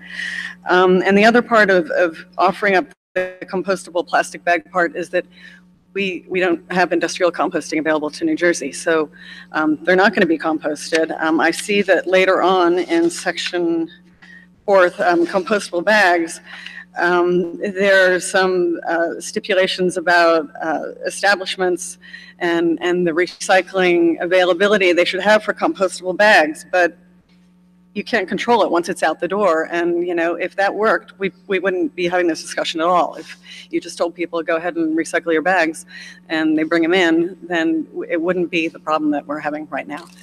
But that being said, I really appreciate everybody's efforts on this, and I'm looking forward to moving forward on it and helping with the community. You have a large army of volunteers. I mean, not here particularly at this moment, but everybody's out there ready to support you and help with the education and the outreach and go to the train stations and talk to people about it. And, you know, whatever we can do to help. Thank you very much. Thank you. Thank you. Thank you. Anyone else want to address us on the plastic bag, paper bag ordinance? Okay, we're going to close that. We're going to go back to our discussion. Any members of the Township Committee want to make comments? I do want to spend a little time going over some of the changes that I put out. I don't know if anyone would want to respond to anything that's been said before I do that. I'm okay. Go for it, Mayor. Okay. So at the last meeting, we heard the issue of trying to be fair, I think everyone agreed that plastic bags are not good. No one came up here and said, save the plastic. But we did hear that there were some equity issues and that there needed some time for folks to figure out solutions. And we also heard from some other vendors of some of the issues that they are facing when they're dealing with their trade, and particularly in the food business. So we went back and we've talked some more. We've shared some information. I spoke to folks in Oregon, in Hoboken, not that far away, in Hawaii, and in Florida, and read a lot about this stuff. And we now have before us, and up here again is the copy, a draft that tries to be fair and balanced. I shouldn't use those words, but be fair and balanced based on what we heard. Again, we have no disagreement that plastic needs to be banned, plastic bags need to be banned, and we need to, as Ms. Adams said, really think about reducing plastic use in general. And since, we've been talking about this, I walk around my house and it's just, and you walk around a store, it's staggering the amount of plastic you have in your house and the amount that you bring back from the store. And when you go to the store, there's less and less that's contained in non-plastic containers. So, and the recycling thing is just a mess with plastic. So, what we're trying to do is we're trying to craft an ordinance that, and he's not here, but the gentleman who came up and spoke about and read off all those countries, we're not a country. We're a municipality in a state, in a country, and our state, we heard Saturday from Assemblyman John McKean, is not going to do anything on this. And we have a president who doesn't believe that there's an environment, there's even an environment to worry about. Let's not go there. It's just another resource to be used like he uses everything. So we have some limitations here, and that is we got two supermarkets. One is, came to us and expressed some real concerns and made some commitments, and there have been conversations with the supermarket since. And they are willing to work with us if we work with them on this compostable bag. So let me go through what we've talked about here as some changes in the original ordinance that was published for our meeting last time. So the one important thing here, and I think it got lost, was our purpose. Last time we said the purpose was to reduce disposable bags, but really our purpose is to encourage the use of reusable bags. So that made it clear. We want to have customers use reusable bags. And we did define reusable in a very broad way. Some of the towns, some of the ordinance, they have specifications of how many times it can be used, how much weight they can carry. We opted to be broad so that we can't be bag police. And there's a lot of giveaway bags that people get that they use for their groceries. And we just didn't think that one standard. So, and we actually took out something where we said it had to be clean and disinfected because we're not going to be measuring it when somebody cleans it and disinfects it. So I don't think, I would recommend not to go further than what we have here is about what a reusable bag is. We did add, in case we ever get a pet store back here, these plastic bags that would have live animals, you know, the little fish. I was wondering what you were thinking when you. Well, you never know. We might get a store that has Hopefully fish. not, not an oxygen needing. Yeah. We made some changes to the product bag. We had very thin bags without handles. We have a situation at Wawa where they have a bag that it's a thin bag. It has handles though, because that's just their bag. And that covers soups and chilies and stuff that could spill or burn. And so again, a produce bag and a product bag. And then we added a whole section on compostable, and we defined it. We pushed back the date from June 1st to July 1st for the single-use ban, and from August 1st to September 1st for the nickel paper bag charge. We did continue to include the 5-cent paper charge. We made it clear that there's some exemptions in the paper, and that is if you go to a restaurant and you can't finish your meal and you want to take it home, you didn't anticipate having something to take home, so you didn't necessarily bring a bag. So you're not going to be charged an extra nickel for take home. We found that in a lot of ordinances. We also, based on public health and safety things, decided to exclude from the nickel for paper bag takeout foods. And if you think of Burger King, for example, where they take a loosely wrapped hamburger, put that in a bag, and put fries without any cover, just that little paper cup.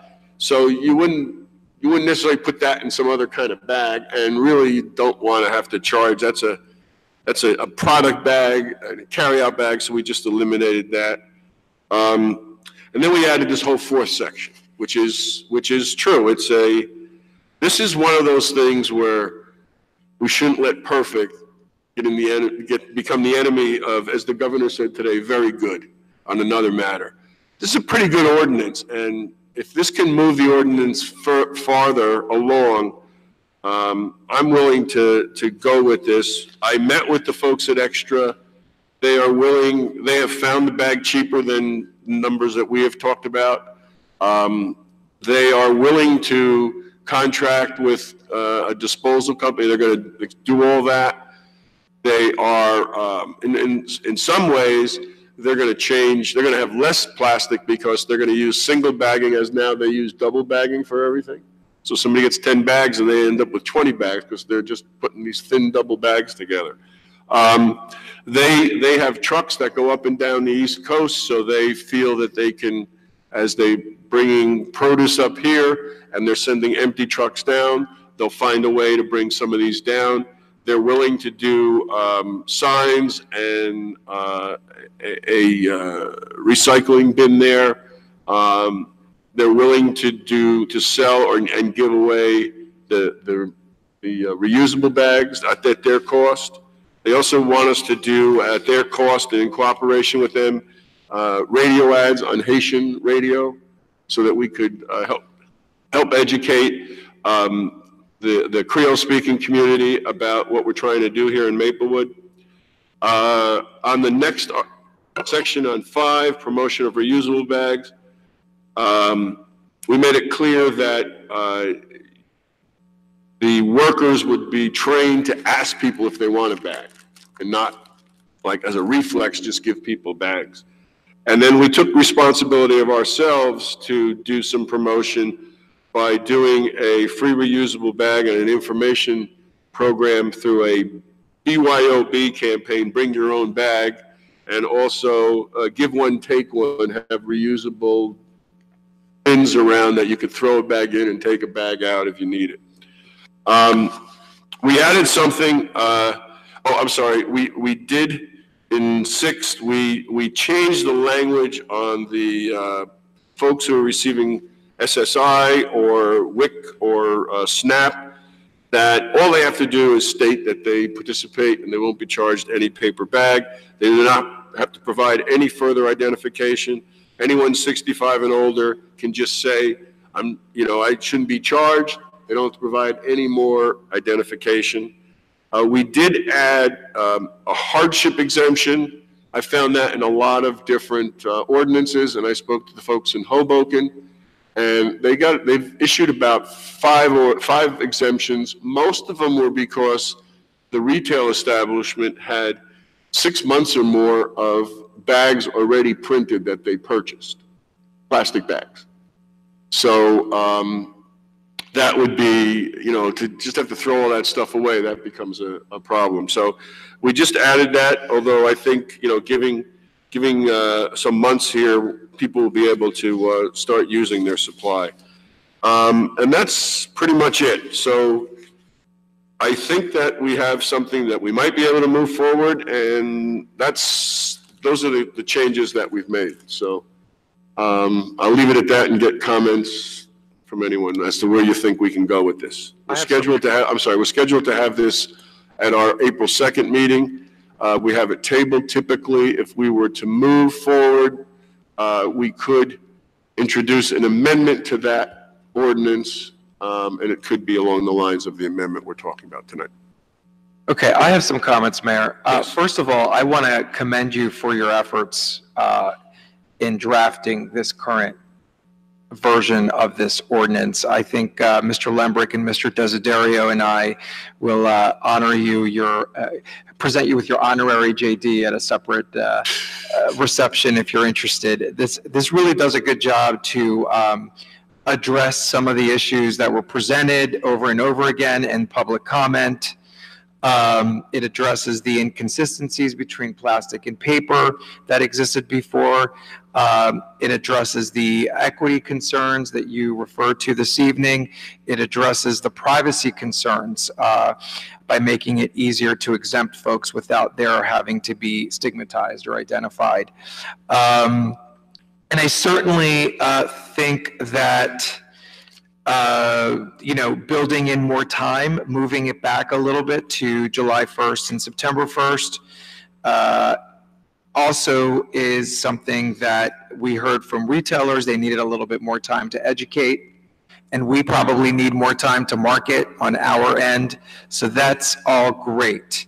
The only concern that I would have, I think what we have is pretty solid, and it's definitely a model ordinance for everyone.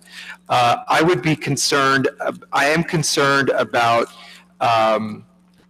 section 4 about the compostable plastic bags.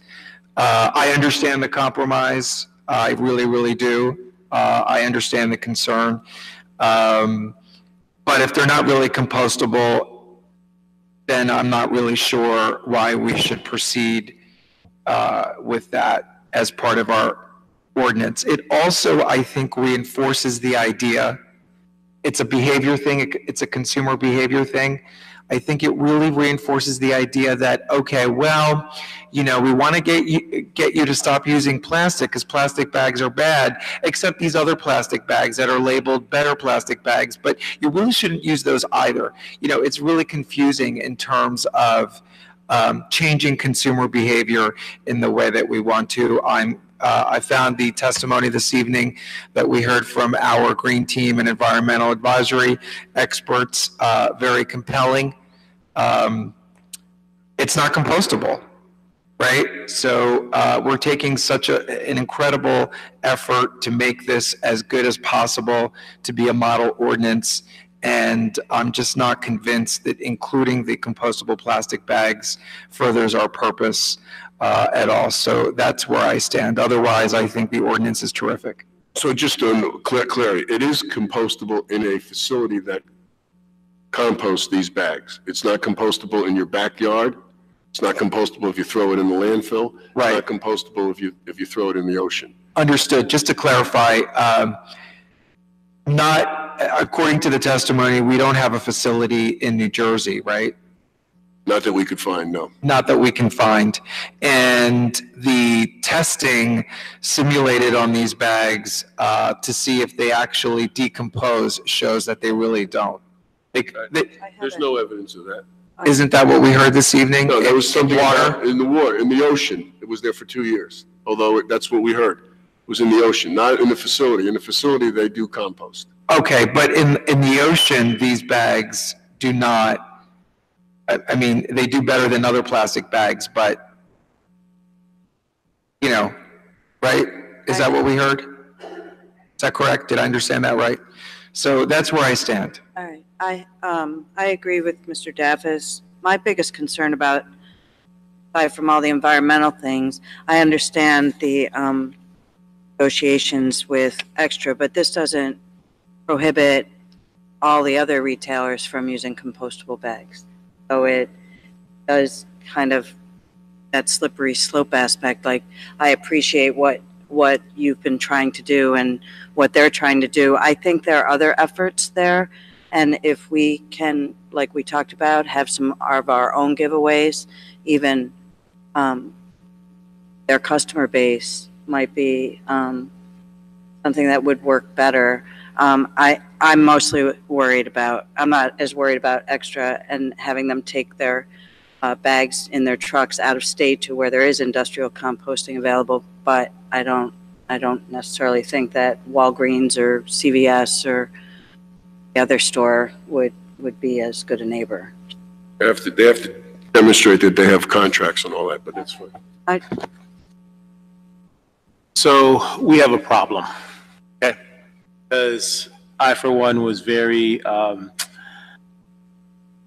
critical of Extra in our last meeting about plastic bags, about, you know, I was looking at allocation, a loyalty program, everything like that. They also dealt with, not like the tale of two cities, right? Because he had owners from Sprout and Perch and other small merchants come, and they were upset about the fee, right, for paper, but they were cool with the plastic. Extra came with about 50 people, and they had a concern about the plastic bags, and they talked about how, nickel or not, these plastic bags would result in loss of customers, potential layoffs, and maybe even just, you know, loss of market share and overall revenue, which could lead to them leaving Maplewood. Now, Extra is one of our biggest ratables, if not our biggest ratable. All right. One of them. Okay. So now, in good faith, they've come to us and say, we're willing to do something because we understand the importance of this particular ordinance which we're trying to pass. So if we are to take out Section 4 based on your comments, and we're going to have to go back and look at a new way to address their concerns. And I don't know what those are at this point. So we have a problem because we have a merchant in a part of our town where we desperately need to have merchants in business. And now we're cutting their legs off over this particular section of this ordinance. It's not about my personal opinions and how I feel about plastic bags, because that's a different subject, but I'm thinking about all of the residents of Maplewood and the merchants as well. Just like I was listening to those merchants from the village, I'm listening to those merchants on Irvington Avenue. So This is a problem. So your position is I will leave it in. you would move forward as is? Okay. So would I. I don't have anything else to say besides what's been said, but I would leave it in. I think this is a really good ordinance. I think there's nothing that prevents us from evolving as technology and consumers hopefully evolve in the coming years. But I think for now, this is really good. And I think it's a compromise, and in a compromise, not everything is ideal and not everyone gets all they want. But I think this is a win for our town. I think this is a win for our environment, and I think it sets it sets us much further along than where we are, and helps us to get to where I hope not only Maplewood but the state and the country are going to go, and hopefully will provide some pressure or at least some momentum to Trenton to move forward on a wider basis. Thank you, Mr. Mayor. Thank you. So I don't disagree that the compostable bag section is problematic. I do. I mean, as I kept reading and found the same things that Tracy Woods found. It's just, you know, it's not going to be easy. And I mean, I really don't think any other retailer is going to go through the bother. Every retailer we've spoken to so far is prepared to do what we're requiring them to do. King's is going to have no problem getting rid of plastic bags. Wawa's agreed. Quick Check's agreed. Some of the liquor stores have agreed. So this is a way to try to ease in something that really should be a statewide program. Certainly. Because then we don't have to worry about the shoppers at Extra going to around the corner to City Market or going to Supremo down around the block. And these guys, you know, I went to the store Monday and talked with them, and they just can't move forward with the paper and the charge because it is just so different for their customer base to even consider that. You know, understood. That's why I asked about the Soma Justice and Soma Actions. Right. People going into the village, they're going to think it's cool that there's no plastic bags. And okay, so here's a nickel. I got my little paper bag. Blah blah blah blah. It's totally different on the. It's a totally different operation. Right. And they're the ones that are telling us that they will spend the additional money, that they will do what we ask them to do, that they will advertise and they will promote, and they will take the bags to an industrial facility. These bags don't belong in the garbage. They will be in the garbage. These bags don't belong in somebody's backyard compost pile. I don't think they'll be going there. But it's going to be so much better because we're going to get 95% of the town covered by this ordinance. Right. And this is a huge change for folks, and we have to be, the whole notion of environmental justice has to play a role here. Yes. We have to understand that just like there are disproportionate impacts of the negative stuff that we do, there's also disproportionate impacts of the positive stuff we do. We could pass a carbon tax, but a carbon tax affects low-income people more than not, unless you have some kind of income transfer. We could pass other things that disproportionately impact low, and we heard that. We heard that, you know, 50 cents may not be a lot to some, but it's for somebody who's making minimum wage, it could be. That's what we heard last week. And they told me they weren't coming tonight. And I think if we eliminate number 4, they'll be here on April 2nd. And then what are we going to do, flip? I think we're at the point where taking all that into consideration, our environmental efforts that we're trying to make with some equity here, and it's not perfect, and it's going to take some time. I think you're absolutely right, Mr. Lemberg. There's going to be technology gains over time. This is a way to buy some time to keep moving forward. So I recognize that there are real problems with the fourth compostable bag clause here. I think it's pretty good because we've got agreement by one business that wants to use it, they will meet our requirements. But I think if we were to take it out, we would have well, I don't think I could support it because I don't think I could make them adopt a paper bag fee-based system at this point. I understand that. Was there any discussion or consideration about maybe building in a fixed time period for the compostable plastic bags?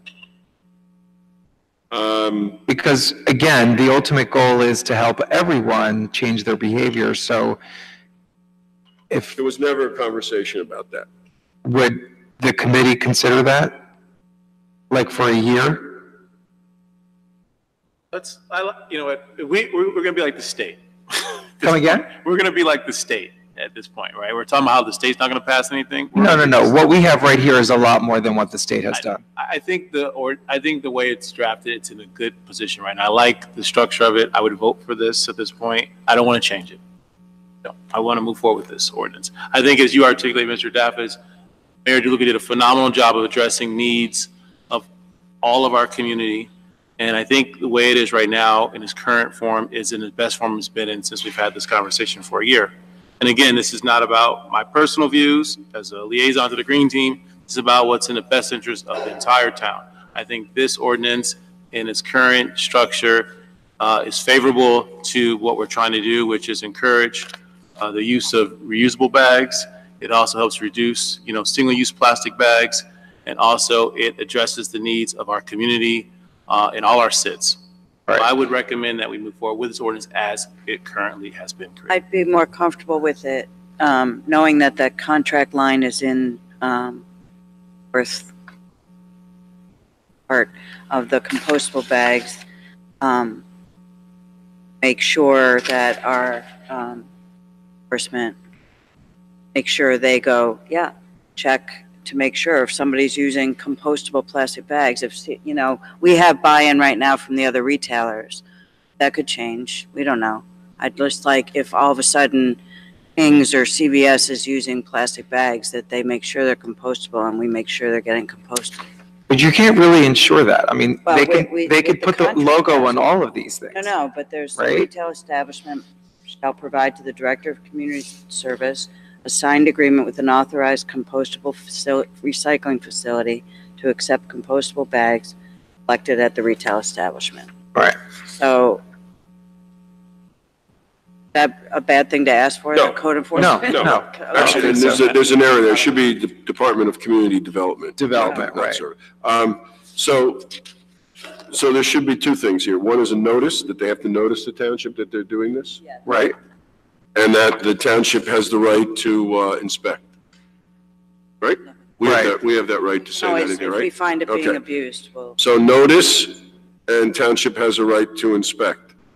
We can do just like we do tests. We just send inspectors over and just look at their bags. Sure. And not just look at their bags, but make sure that we're not finding their compostable bags in their trash bin or in their dumpsters. Right. But just inspect all aspects or Health all, Department and code yeah. enforcement we can figure out that. And it should be a notice that if someone's if a retailer wants to use it, they must provide notice to the township committee. This way we could have a conversation. So it could be prior notice or it could be, prior notice. I'm comfortable with that. I think we should do prior notice of 30 days or something like that, or just prior notice. Prior approval. That's fine. Notice and approval. Would the approval have to be with the township committee? No, the department director. Oh, okay, the department, okay. Okay, that makes more sense. Thank you.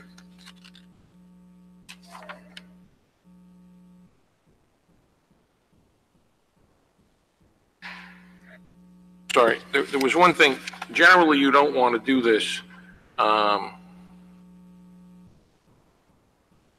looking at 7th too. this is for the exemption. Yes. The Director of the Department of Community Development, with concurrence of the Maplewood Township Committee, you want them to come back, you want that application to come back to you to get? So that's how Hoboken does it. Hoboken does it with the mayor's, I think it's, and I can pull it, but I don't want it. It's, I think it's their, like an environmental committee or subcommittee of the city council has to approve it. Right. That's kind of because that's the administrative end of it as opposed to the legislative end of it. I mean, you have consistently told me these types of things you don't want to come back. Right. So I'm trying to see if this is what you really want. Yeah. I'm okay with taking it out and just let the director use his or her judgment. Yeah, I think that would be. Because otherwise we get into playing favorites or being accused of playing favorites. How about the director of the event on notice to the township committee may approve? That's good. Okay? Yep.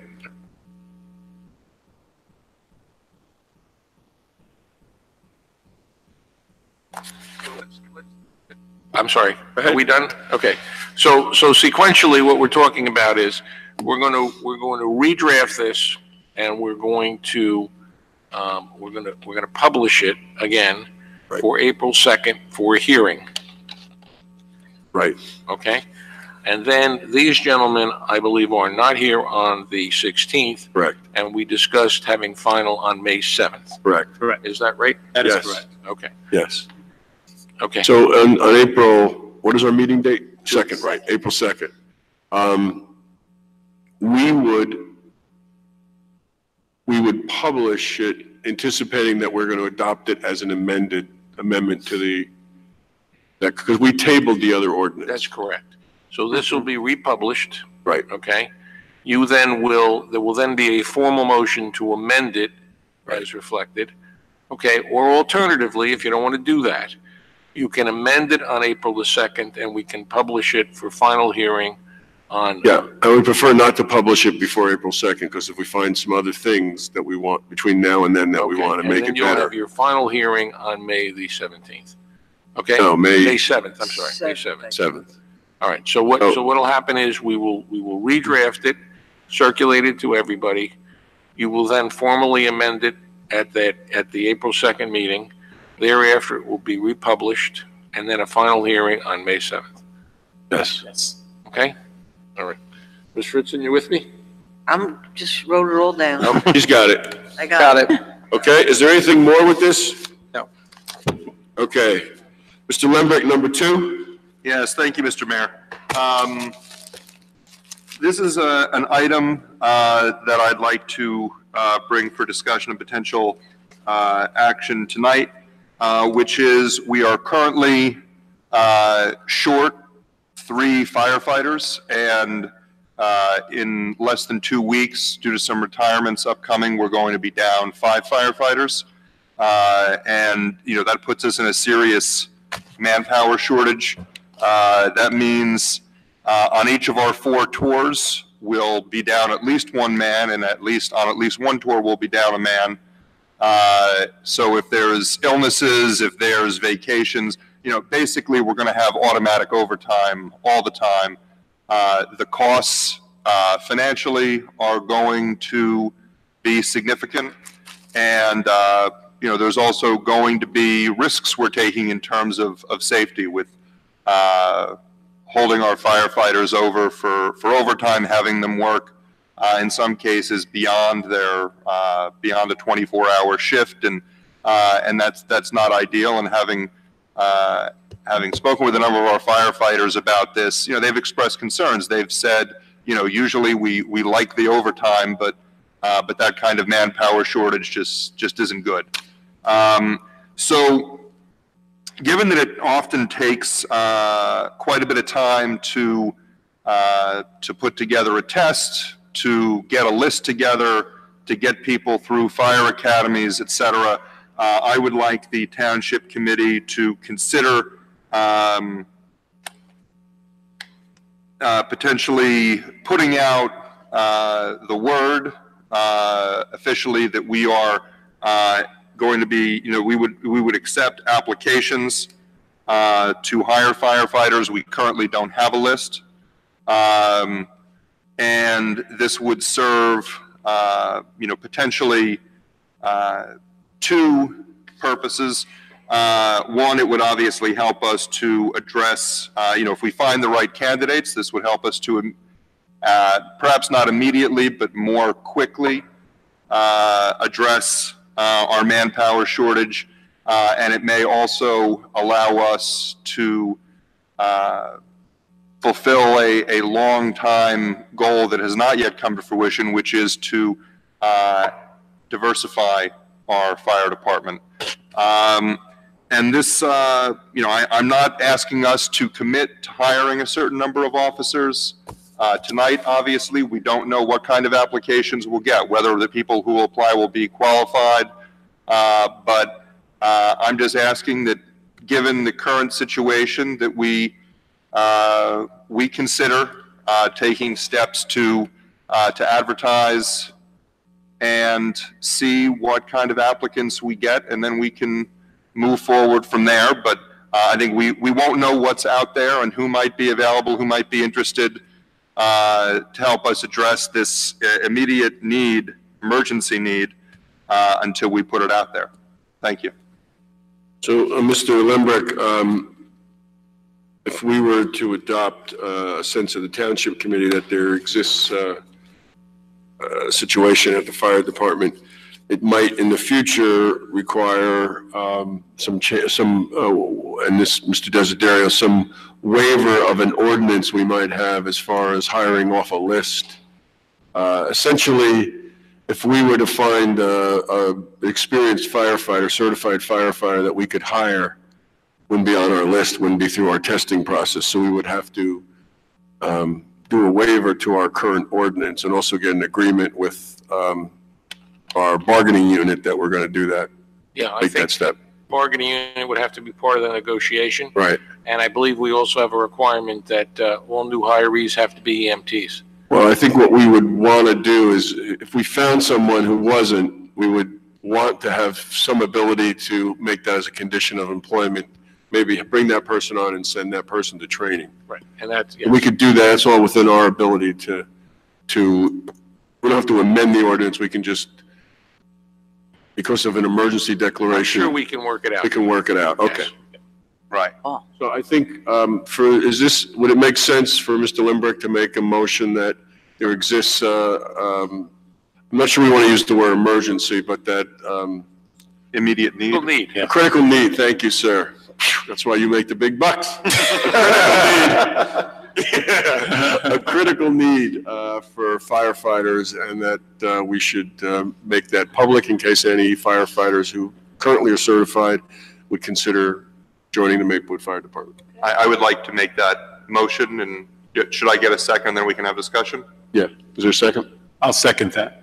Any discussion? I just, when Mr. Lembrick and I were speaking about this, I asked about, because we talk about the diversity aspect of our fire department and the complete lack of female participation or in the fire department. Does our fire department ever set up a table at any of our many festivals for recruitment?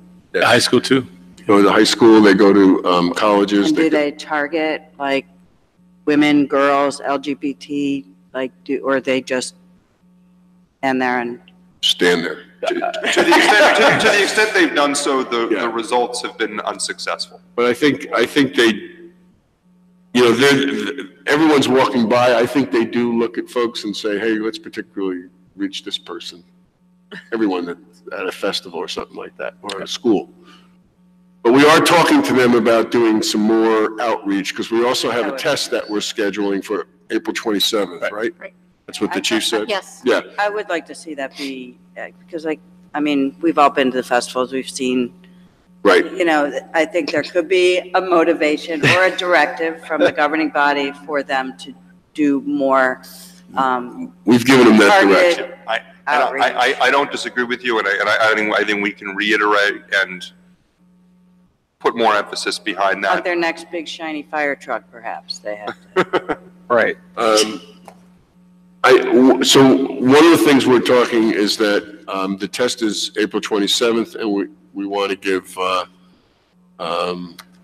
this time period to do the recruitment. So if you have suggestions as where they might do some targeted recruitment, that would be very helpful. We could get that to Ms. Viveros, and she could instruct in her role as the appropriate authority, can instruct the chief to do that. I just wanted to ask, you may have stated this, Mr. Lembrick, and I missed it. How many men are we down? We are currently down 3, but in less than, okay, we're now down 4, but, and there'll be a 5th coming up in less than 2 weeks. So the important, I guess, number is that in a matter of days, we're going to be 5 down, which takes us to the point, as I said, where we're down at least 1 every tour, and actually 1 tour will be down 2. So we're basically looking at automatic overtime all the time under those circumstances. The overtime figures are significant. Thank you. You're welcome. Okay, thank you. We need to vote on that. Oh, yes, let's vote. Please call the roll. We have a motion that's moved and seconded. Any further discussion? Please call the roll. Ms. Adams? Yes. Mr. Daffis? Yes. Mr. Lembrick? Yes. Mr. McGehee? Yes. Mayor DeLuca? Yes, thank you. Department of Public Works, Ms. Viveros. Thank you, Mayor. In an effort to continue some of the work that I've done here in Town Hall with reorganization and the idea of creating less silos, a lot more cohesion within different divisions, departments, if you will. I'm moving right along to the Department of Public Works in an effort to improve workflow. We're creating new systems, and I think it would be equally important to have some sort of cross-training within the department. It'll reestablish a new foundation. I think we need to start to reestablish a more, as the DPW director has commented, a lot more camaraderie, increase some morale efforts. So I think this is just sort of in line with what I've initiated here, and I'd like to continue and echo that throughout the township. So I could just go run through exactly Yes. what those departments would look like. Currently, what they are, we have Excuse me, we're talking about divisions, right? divisions. Yes, yes. Oh, yes. So there currently are 4 divisions, and they are the Parks Shade Tree Division, Road Division, Facility Maintenance, and Automotive Division. There would be established 6 new divisions, and those would be the Forestry, Fields, and Playgrounds Division, Roadway Maintenance, Buildings and Grounds Maintenance, Fleet Maintenance, Transportation, and Administrative Division. Transportation would be the new one because we have the jitney service. It is large enough that I think that it should call for some sort of overall protection there, if you will. And then we do have an administrative staff, so I'd like to also acknowledge them. So overall, there would be those changes, and then we'd like to sort of reestablish some employees in those new divisions. So. Okay. And Mayor, just to sort of in line with what the discussion we're having now, I propose actually moving this and starting this May 1st, just because we have to clean up the ordinance, and it'll take 2 meetings to do that, so. And are you also dealing with the Chapter 6 Administration of Government? Yes, I am. And that would also redefine, or not redefine, but more so hone in on the supervisor of Public Works position, which would be an appointed position by the Township Committee on a yearly basis. And then just, again, realigning the new 6 divisions. So can we just, in 6-14 Department Head, can we just add in there something that the head of the department should be Director of Public Works, and that the Township Committee shall appoint that person? No, that's for the supervisor. Oh, right, this is I for that. want to make sure that we have that, Right. just clarity that the Township Committee appoints that director annually. Okay, Okay. Is everybody okay with moving? Essentially, what we're going to be proposing is a moving changes to Chapter 6 Administration of Government.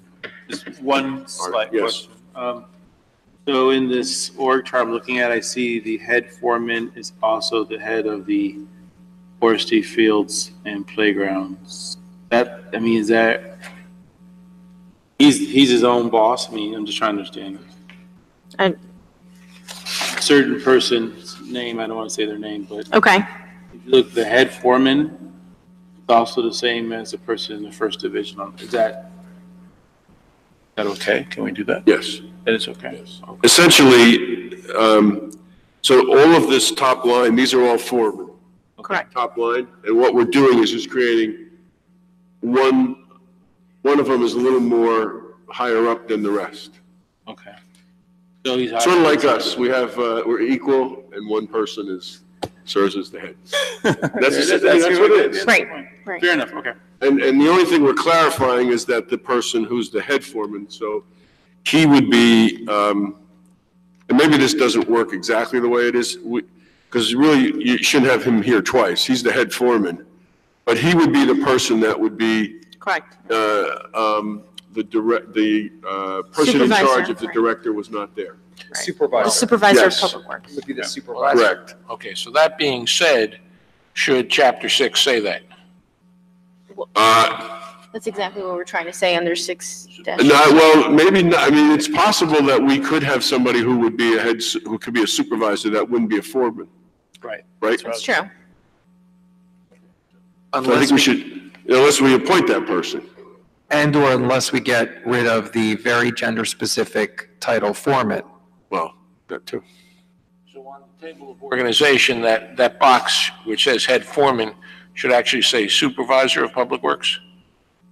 Because that's what the ordinance says. Yes, that's correct. Right? Right. So in your diagram, this should say supervisor of public. Correct. Okay. Right? Okay, got it. So I think Mr. Daffis is bringing up, can we look at language that isn't gender specific? I'm sure foreman is a term of art in the industry, but perhaps there's another. Including leadmen too. It is in the contract, so.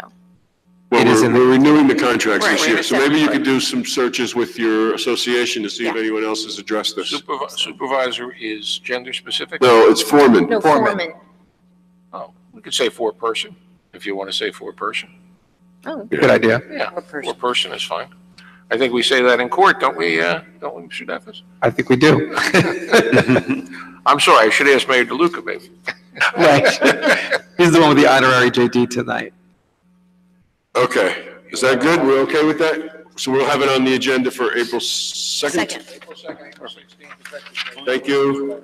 You also have a request about police dispatchers? Thank you, Mayor. Currently, we do have a list of full-time employees, but we also established a list of part-time employees in the, as dispatcher positions. Those positions, the part-time positions usually are a sort of backup to anybody who tends to call out and, per the hiring freeze, I wanted to go before the Township Committee and at the request of the chief, to hire a fifth, well, they currently have 5 part-timers, so they were looking to have an additional part-timer, just as a backup plan for anybody who calls out. Okay, everybody? So this is, we have to give permission because of the hiring freeze right. that we're replacing somebody, a part-time person, right? Correct. So, Okay. is that okay? Yeah. I'm okay with that. Let's do it by motion to agree to do that so that we have a record. So moved. Second. So this is a motion to replace the vacant dispatchers, Part-time. part-time dispatch, yes. Please call the roll. Ms. Adams? Yes. Mr. Daffis? Yes. Mr. Lembrick? Yes. Mr. McGee? Yes. Mayor DeLuca? Yes. Mr. Daffis, pro champs? Thank you, Mayor. This is something that came out of our code enforcement committee and specifically recommended by our Director of Community Development. ProChamps is a web-based, user-friendly registration service. It's a national service. It works with banks, and it helps identify foreclosed properties or properties that are in foreclosure. The idea here is that vacant and abandoned and foreclosed properties, if not identified in communities and dealt with, they lead to blight, right? And they hurt communities. So a lot of communities are using, especially in New Jersey, are using this service to do so. And the way it works is the properties are registered with ProChamps, and that we would have to, by ordinance, adopt an ordinance saying that we would be using this system, and we would get back a portion of the registration fee. And our Director of Community Development recommends that we only work with, that's not the right verb, but we focus on rather properties that have been foreclosed and properties that are no longer occupied, because certainly we do not want to stigmatize or hurt folks who are already dealing with the trauma of still living in a property that is being foreclosed. So I invite Mr. Desiderio to add anything to this, because I know you're developing an ordinance. Yeah, I mean, I think the purpose is to identify these properties and to try to improve their condition, I guess, right? I mean, Right. that's the key. So, yeah, I think that, I certainly think it's worth a shot, and to see where we go. I'm not sure, why are we passing an ordinance? I apologize. We're hiring them to do this. Right. Yeah, but that And would they have a require resolution. requirement that we do it by ordinance, that's the best practice, that the municipality has to have an Okay. ordinance Are they in going place. to, do we have a template of an ordinance? I believe Mr. Palma said that she does? sent you a template. Okay, I'll talk to her. Yep. The other thing this will help us with is with our affordable housing, because, we're under settlement now to meet some unmet need, and one of those ways we're going to do it is to use some of the money in our affordable trust fund to buy a couple of foreclosed properties and fix them up for a couple of single families.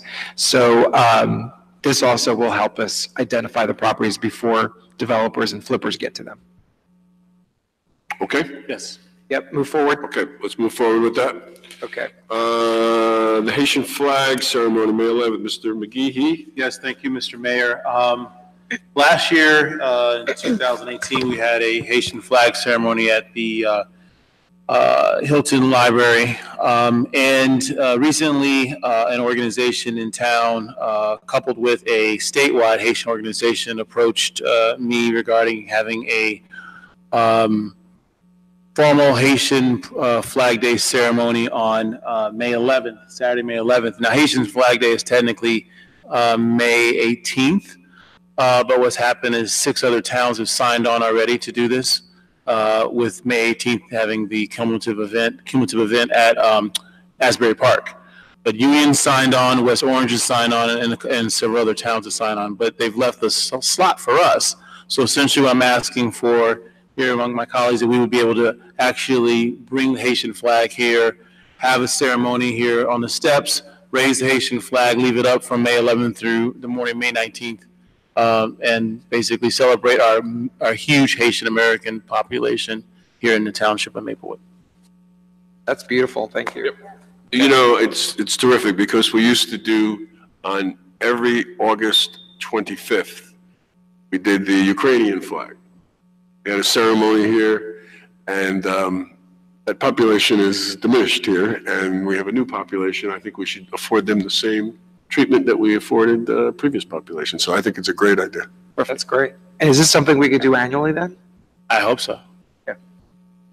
Okay, everybody's okay with that? All right. Next up, the Fresco Brownfield site. So this is the plot of land next to DPW. It was an industrial site.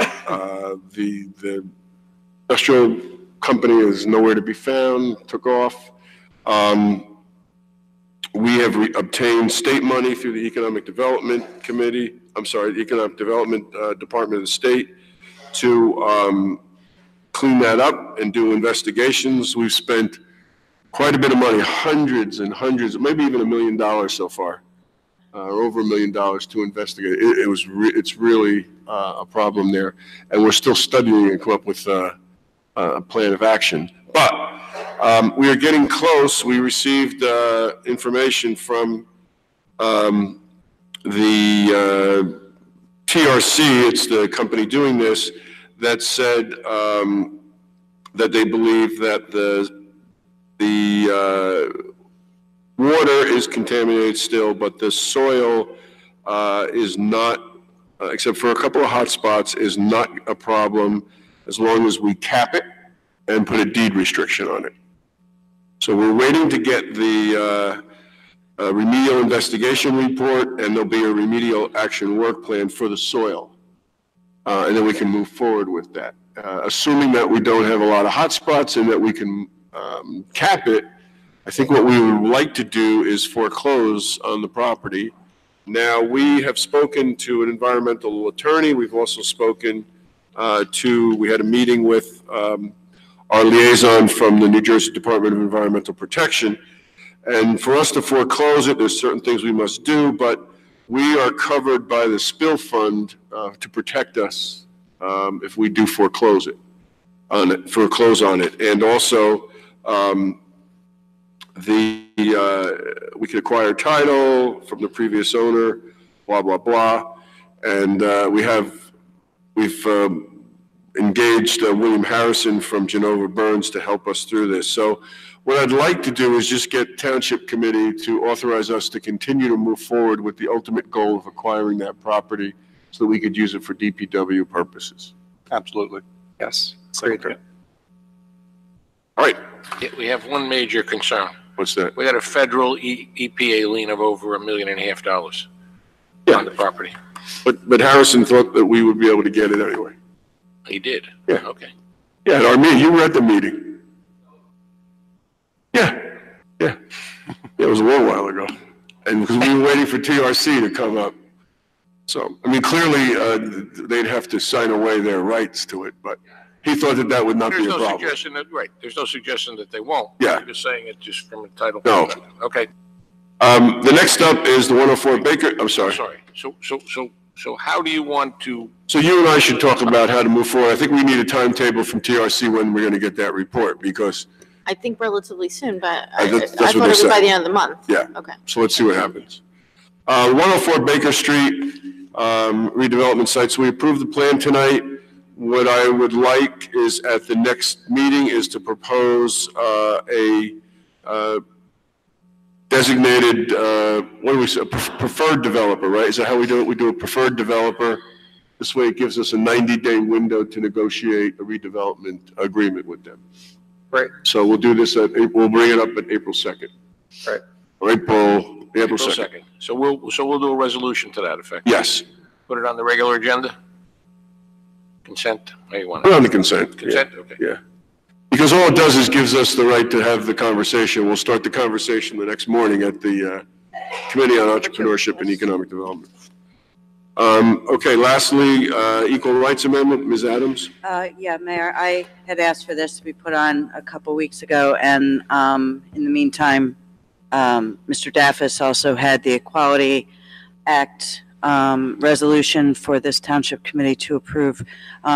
So I don't think we need to go into it too much, except that about time that we put in our Constitution in the United States that all of us have equal rights, regardless of sex or gender or LGBT status or all these things. Because right now, technically, only men are created equal. So it would be, I think we want this resolution. Ms. Fritzen, I had sent some amendments to you, but I'm looking at the resolution that's on the website with the attached material, and it's not the same one that I sent. So I don't know when we pass this resolution, it's the one that Mr. Daffis and I coordinated The together one on. that you sent yesterday, Yeah, for, I think it was Friday. those inserts were done, inserted in the original resolution that Mr. Daffis provided. Yeah, yesterday we asked for, to amend that one. I just don't want to, I want to make sure we pass the right resolution. If that was not included in today's packet as the correct one, I apologize for that. No, I'm looking online. I don't know if it was on, I'm looking. because I can't open my I'm looking mail. in paper, just a minute. I'll be able to tell you because I know exactly where the edits were. Here's what it said, the two Do you sections. have it? 'Cause I do. The two sections that were amended mostly were, whereas it's uniting principle. So, whereas. This is not the one. Whereas gay, lesbian, bisexual, transgender, and queer people commonly experience discrimination in employment, housing, education, credit, medical treatment, government-funded programs, jury service, and public accommodations such as stores, restaurants, and transportation services. And the next whereas is, whereas women commonly experience discrimination in employment and promotions, credit, medical treatment, government-funded programs, public accommodations, including sexual harassment, differential pay and pricing, and denial of services in places such as stores, restaurants, and transportation services.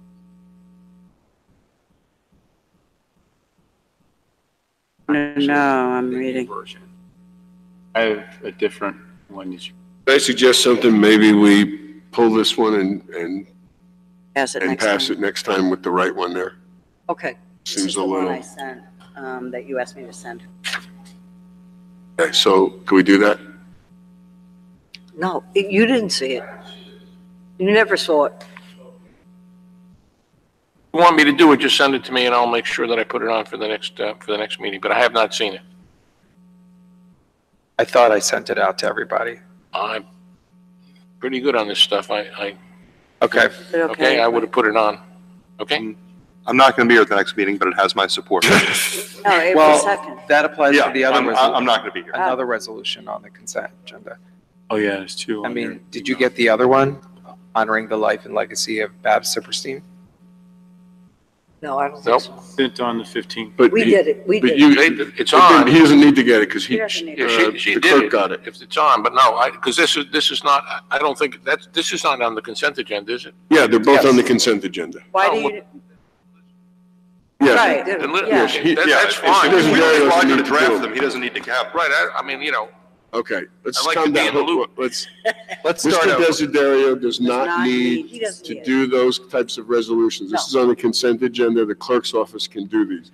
But we have some confusion over which document actually got, that we're considering. And Mayor, I apologize because I did get the second version, I guess, yesterday, and that was to be, In this packet. and it was, but apparently didn't make it to this packet, and I apologize for that. But the work was done. Okay. So can we just hold it off till April 2nd? Sure. Okay, but the other one, on Babs, we have in there, that's the same one that you got. Okay. That one had no All right. changes. Is there anything more on the equal rights? Or is that, No. okay. Just want to ask a quick question. We were with the governor today. He and I had a conversation about the marijuana legislation. Still short. It's about 3 votes in the Senate. Our state senator is not in favor. Do we want to express any unified position urging him to vote for? Absolutely. Yes, I think since we talked about it a year ago and we were all in favor, All I right. think we should. Okay. And I told the governor I would reach out, but I wanted to, Right, and just for the public's Which edification, governor? You told Governor Murphy you would reach Governor out? Murphy, yes, Okay. to Governor Cody. to the gov, yes.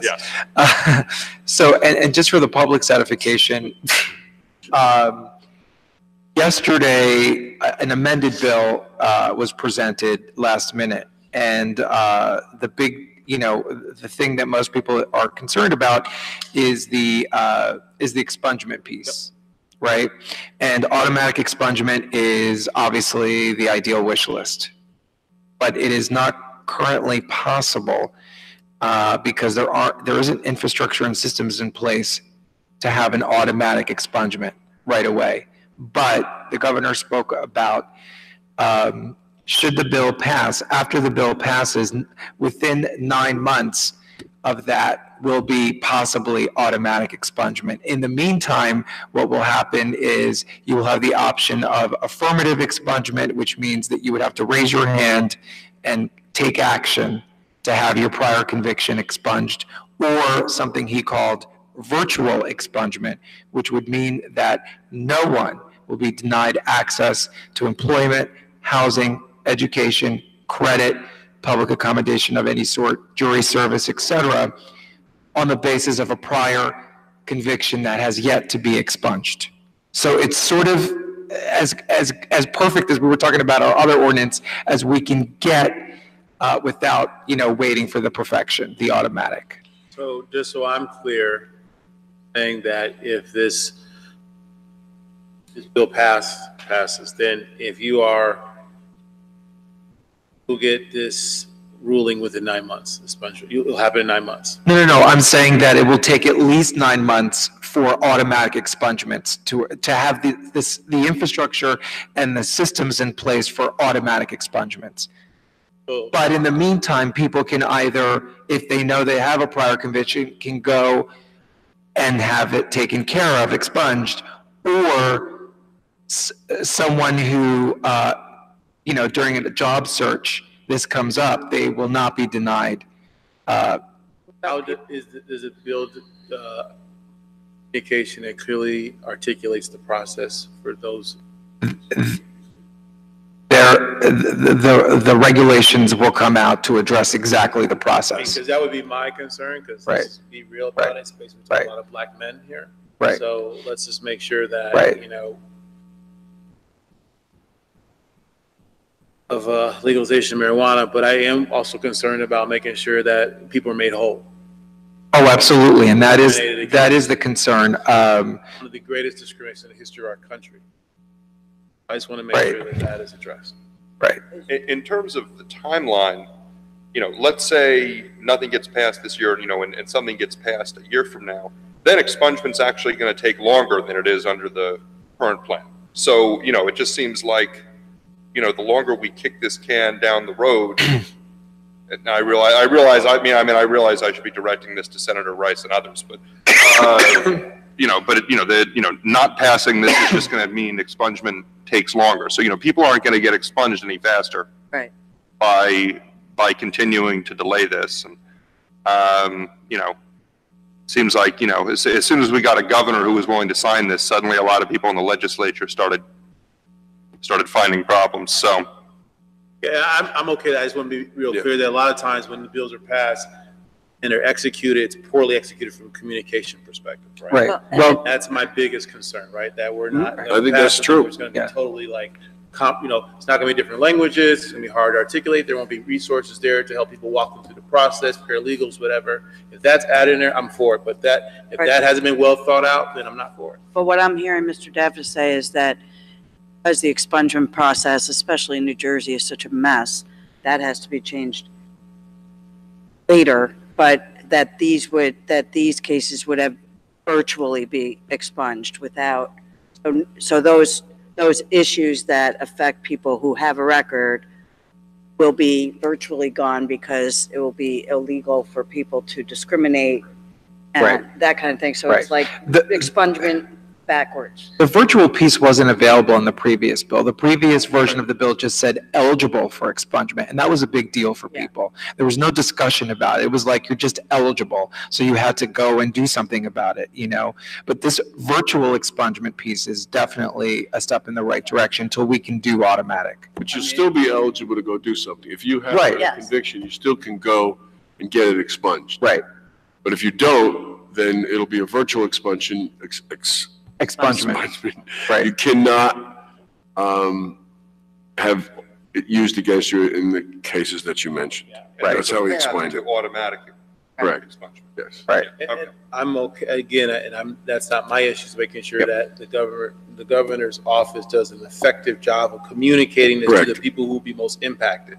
And if we're comfortable with that part, then I'm comfortable with talking to the governor. I think he is. Okay, that's what I need to know. I think Murphy is committed to making that happen because he was very strong about that, and he met with he had a call this morning with the urban mayors, and explained and committed to them that he will do that kind of stuff. And does this, if someone's incarcerated currently on marijuana charges, they get immediately released? They have to be, I guess they have to make the application. Right.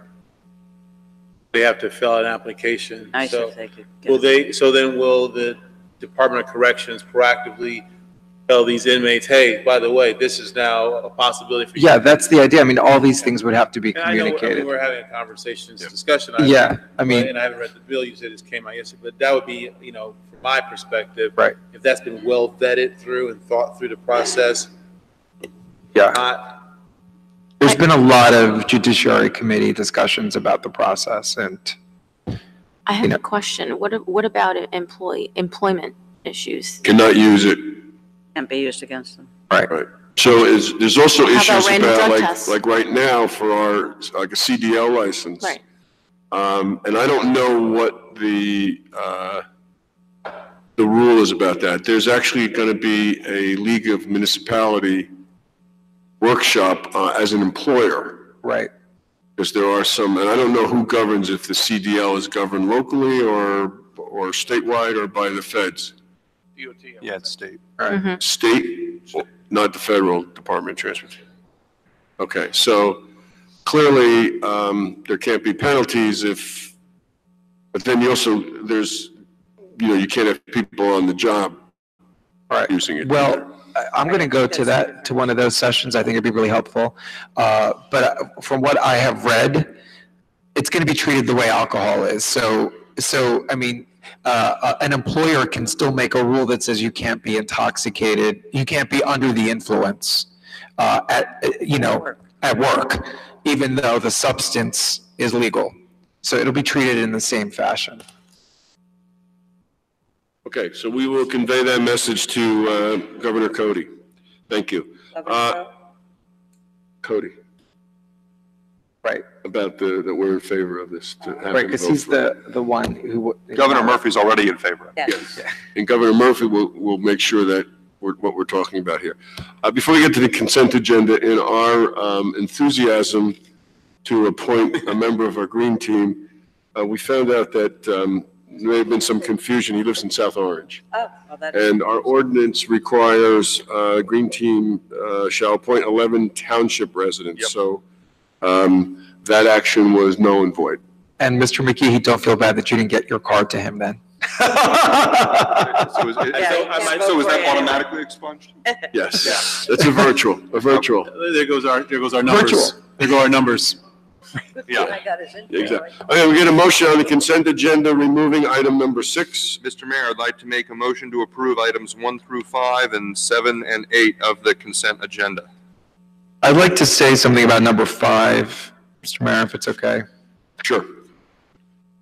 As you recall, a couple of meetings ago, we took a moment of silence in honor of Babs, recognizing that Babs had passed away. And this resolution honors her life and her legacy and her remarkable contributions to civil liberties in New Jersey. She was quite a character and definitely a trailblazer in so many ways. She was second in command at Garden State Equality. She was the first transgender individual to serve on the DNC. And she really gave tirelessly back to the community in many ways. And I'm really proud and honored that we are adopting and moving this resolution this evening.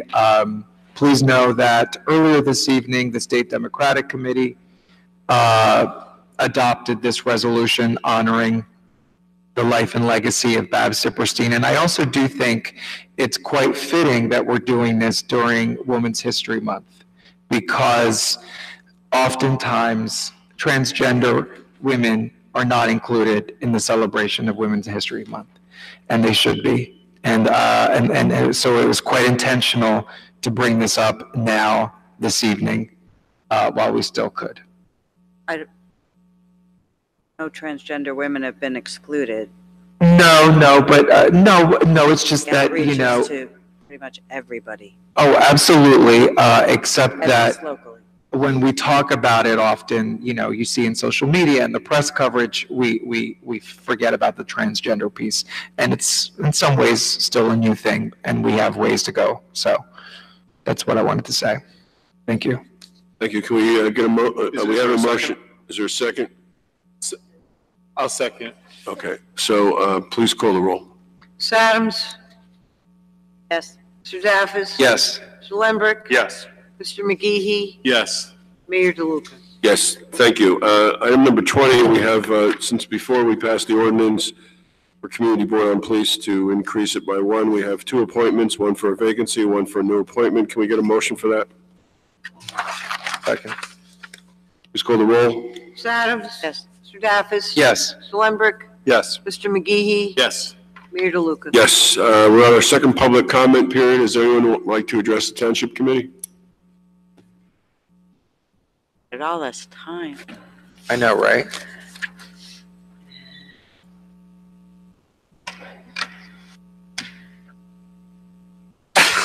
Let's talk amongst ourselves.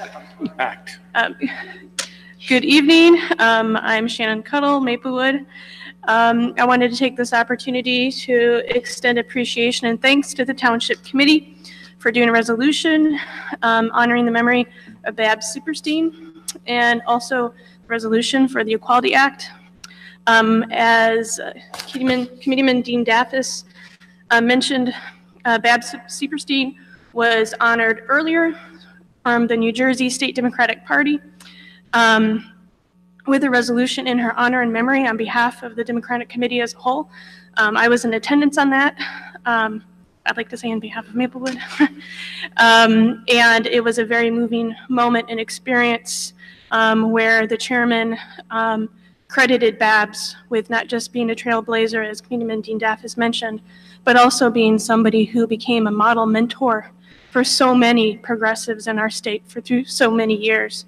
And through her leadership, we were able to become a state that really lauded LGBT protections, and in her final moments, really stepped up still in her final days to ensure that transgender individuals and non-binary individuals were able to get one of the highest pieces of protection in the United States here in Jersey. And we owe that to her memory. So thank you for honoring her tonight. And again, with the Equality Act and joining other committees, townships from across the country, and being able to have a resolution is so vitally important, because visibility matters, allyship matters, and when other young people and other community members see their elected officials and other leaders in town step up, it saves lives. So thank you for that. Thank you. Thank you. Thank you, Shannon. Anyone else want to address the Township Committee?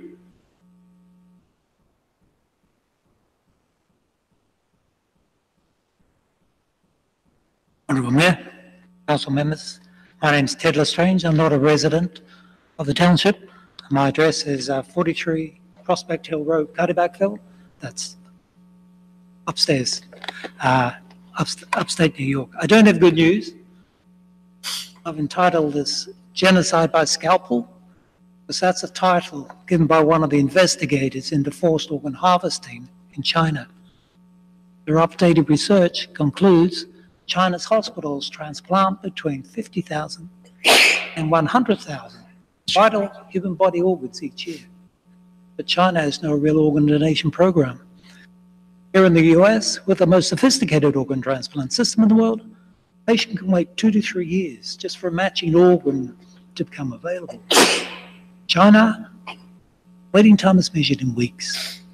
An organ transplant tourist to China, including one from right here, arrange a specific date for their operation. But that means that someone will be killed on their behalf on that date. It's a cultural taboo to donate one's organs after death in China. What's the source of all these organs? Translation of these facts equates to tens of thousands of prisoners of conscience each year being killed for their organs. Most of these prisoners of conscience are Falun Gong practitioners, but also Tibetans, Uyghurs, and House Christians. They're routinely blood tested and their organs examined while held in China's forced labor camps detention centers, and black jails. I have a quote. On June 13th, 2016, the U.S. House of Representatives unanimously passed Resolution 343, which in its summary section, quote, condemns the practice of state-sanctioned forced organ harvesting in China, close quote. European Parliament has also passed similar resolutions. This has been happening for over 18 years. Still a deathly silence on this issue, and that is why I come before you, the elected and respected representatives of the community, wake up the heavy burden of this genocide as acknowledged by the House. China has total control of its own media and way beyond that, so it comes down to this type of word of mouth to divulge what's happening. Many dedicated researchers have gathered an enormous amount of data from current and archived hospital websites, local media reports, telephone surveys, and other evidence for the 865 hospitals in China that have performed these organ transplants. Some books are now being written and documentaries have been produced with more comprehensive information. So I brought along a package of material for your kind attention. Thank you very much for your... Thank you. Thank you. Thank you. If you could give those to the clerk, Ms. Fritzen, she'll get them to us. Thank you very much. Anyone else want to address the Township Committee? Seeing no one, will close the second public comment period. We'll go to administrative reports. Ms. Viveros. Mayor, I just have a couple other reports, and I'm just bringing this to us now. We have an electrical inspector who is retiring, and again, because of our hiring freeze, I wanted to bring this before the Township Committee. This position is a shared service with Milburn, so about 2/3 of that salary is covered. So I just wanted to go ahead if we could start the hiring process for the electrical inspector position. Is there a motion to that effect? So moved. Second. All in favor? Aye. Aye. Okay. I also just got word today, and I'm sorry to bring this up, but our building manager is resigning as of May 1st. She's moving out of state. So it has been a very good relationship to have that person there to Sort of at the Woodland. Yes. We just got her. She just came here. Okay. They come in waves, that's all I gotta say. Well, these waves are annoyingly large and frequent. So I assume you're going to ask us to replace the person. Yes. Okay. Before I would agree to that, I don't know about my colleagues, I would like to see a table of organization of how that would work. And is that the best way of hiring? That person happened to be terrific. Mm-hmm. We're going to find another terrific. It's a tough job. It's a lot of time there because the building's from the morning to night, 7 days a week. So I'd like you to think about, is it the best way of just hiring another manager, or is there another way of thinking about this? Sure. Okay. I'll work that on with the community services director also. Is that okay with everybody? That's fine. Right. And what we had before was the booker was also the manager, right? No, we have an event coordinator, and then we have a building manager, and we have the cultural affairs And they were the manager. Yes, they monitored the building management. Right. Right. That's not as well as This person actually supervises the building attendants, to clarify that position. Okay. So maybe a line, a chart. With Sure. this would be helpful. Yes, I did get an updated one once we did the reorganization from the community services director. I thought I might have forwarded, but if not, then I'll send that over to everybody. Does it go right down to building attendants and all that? Yes, it breaks down everything. Yeah. That's great. So I'll forward that to everyone. That's all I have. I have a question for Ms. Veros. This may just be a timing issue, but Ms. Veros, are we going to be, the Township Committee going to be approving the bid award for the pool concession? At the next meeting. Next meeting? Yes. Okay, thank you. Okay. Mr. Desiderio? I have no report, Mayor. Anything from Mr. Desiderio? Whitson? I guess a couple weeks ago, I sent an email, copied to the Township Committee regarding New Jersey Transit's request to remove a bus shelter down on Yes. Valley Street Yes. near Yes. Milburn Ave. And I was wondering if you had any comments to make about that. The line evidently does not go down that far anymore.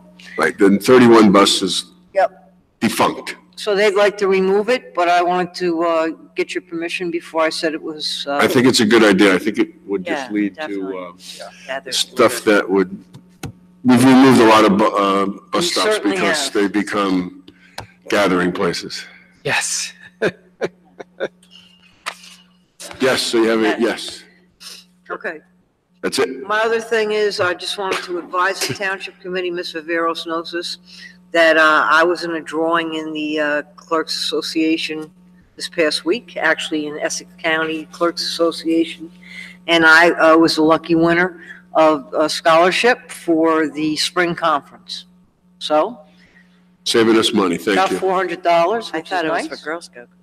So what does that mean? What that means is the State Clerks Association will be writing a check to pay for my conference Scholarship, registration. scholarship for the conference. Great. Wonderful. See if you can get that for the league this year. I'll try. No. Times 5, yeah. That is Okay, it. thank you.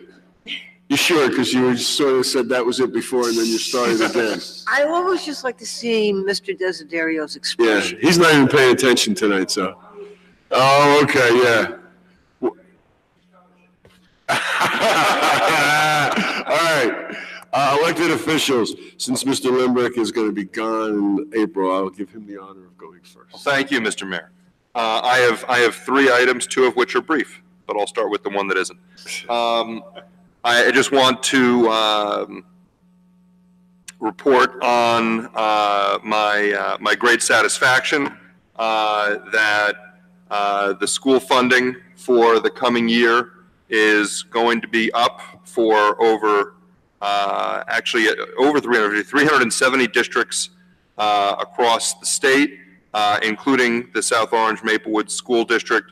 Our state aid is increasing by 11.25% to $5.6 million. That's an increase of $566,000.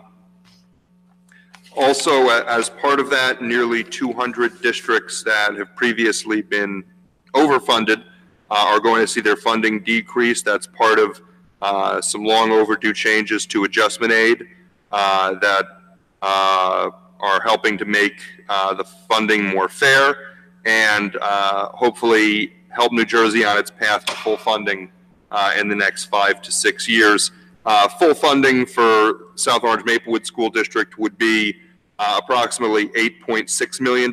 So we're still, even with the increases we've been getting the past few years, we're still about $3 million short of full funding, but we're in very good company. Our increase is the 57th largest in terms of percentage and the 95th largest in terms of dollars.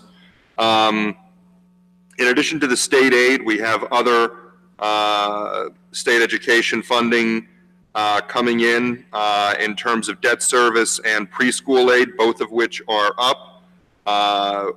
We're up to $372,000 in debt service aid, which is about $75,000 or 25% above what was anticipated.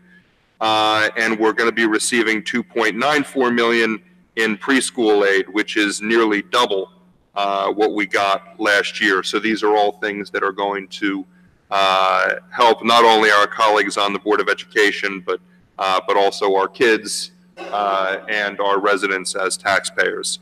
So it's really nice to be able to report more positive progress with school funding here in New Jersey. My other 2 items, as I promised, are brief.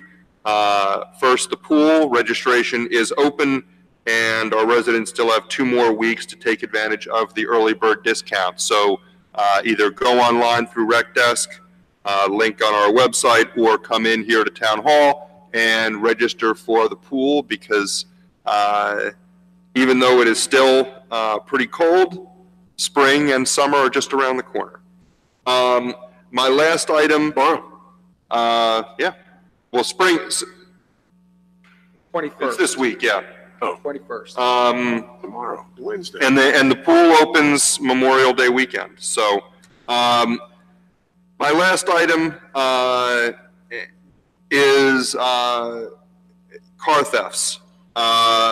We continue to see the only crime in Maplewood, which is consistently up the past few years and up again in the first quarter of this year, is automobile thefts. And in nearly every case, the keys were in the car. And in some cases, the car was actually running. So not only had the key in it, but the car was already running. So, some of our residents and some people who are visiting our community are making it far too easy for car thieves by either leaving their car running or leaving their keys in their car. So I would just ask our residents, and we're going to be putting out some email alerts, some nixles, and other alerts to residents to this effect. But please don't volunteer to be a victim. Don't leave your keys in your car because as we've seen, even here in Maplewood, where things are otherwise getting safer, we do have car thieves going around. And almost all the cars they're taking, it's because the keys are in there. So that's my report, Mr. Mayor. Thank you. I just wanted to follow up on the preschool. I've been working with the school board. I took them to St. Andrew Kim Church, where we have the school that's been vacant there, and it was Garden Academy School for Autism. We had a very good meeting with the pastor about possibly getting space there for maybe 7 classrooms. So for expanded preschool. Yeah, for the expanded preschool. So Excellent. We'll continue to work on that. Maybe this week. So we'll see. Glad to hear that. And the second thing is spring is tomorrow, March 20th. 20th, not 21st. Yes, there were some folks who thought it was the 21st. Well, I think the first full day is the 21st. Yeah, well, There it's you 10 go. p.m. tomorrow, so you can do however you want to rationalize your answer, that's fine, but it's tomorrow. And since you're going to be gone one of those days, you'll be next. For the record, in my household, the first day of spring has always been March 20th, which is my brother's birthday. Oh. Yeah, so boom, first day of spring. Happy birthday. Yes. Just really 2 quick things. The Soma Film Festival starts tonight, actually. Started tonight. And there is an event this Friday, which I think most will be attending. And then also there is this Friday as well, which I think will be fun, is the U.S. Army Jazz Concert Columbia High School, which is free to the public. You have to bring Eventbrite tickets, but that's a class act event that we should go to. What time is that? So 7 p.m. On Friday. On Friday. You gonna mention Peter Pan? No, I'm not. I'm going to pass Are you on the done? previous events. I'm going to, because Okay. it's late. So Yes. I'm done. Ms. Adams? Or you want to pass? Are you still? No, I'm Okay. ready. Getting her stuff together. So we had a request from a resident on, North Terrace. thank you, North North Terrace. Terrace, about parking signs that were missing, and we replaced some of them, but our engineer pointed out some major confusion with regard to the existing ordinance that applies to parking on that street. There's time-limited parking. So there's 3 sections. Parking is prohibited between 7 p.m. and 9 p.m. on Tuesday and Thursday from Franklin Terrace to Parker Avenue. It's prohibited between 9 a.m. and 11 a.m. and 1 p.m. to 3 p.m. on school days from Parker Avenue to Oakland Road, except for residents with parking permits, contractors, and emergency vehicles. And then it's also time limit parking of 2 hours between 8 a.m. and 4 p.m. on school days from Oakland Road to Parker Avenue.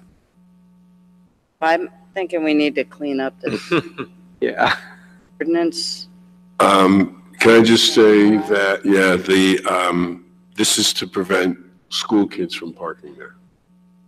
And if you change it, we've got to understand that consequence. Yeah, I don't necessarily want, there's just feels like there's got to be a way to simplify it. Well, I think the problem is the folks don't want the school people to park there, but they don't want all the time no parking there. So we have the same problem on the streets that come out to Valley there by the Tara's Deli, that you can't park from 11 to 1 or something, or 9 to 11 or something. It's all because of the school student parking. So I think whatever we do there, it may be redundant and incremental, but it needs to be cleaned up. But we have to have some buy-in from the residents, and it's all about the school parking. Yeah, I'm sure. Okay, so is Ms. it, Fitzen's got some knowledge here. is this also the same restrictions on, what is it, Meadow? What's the street above it? Below it is Kensington. Kensington. Yes. No, I was just going to say, Mayor, that those 4 streets that are involved, the reason the restriction is certainly because of the school.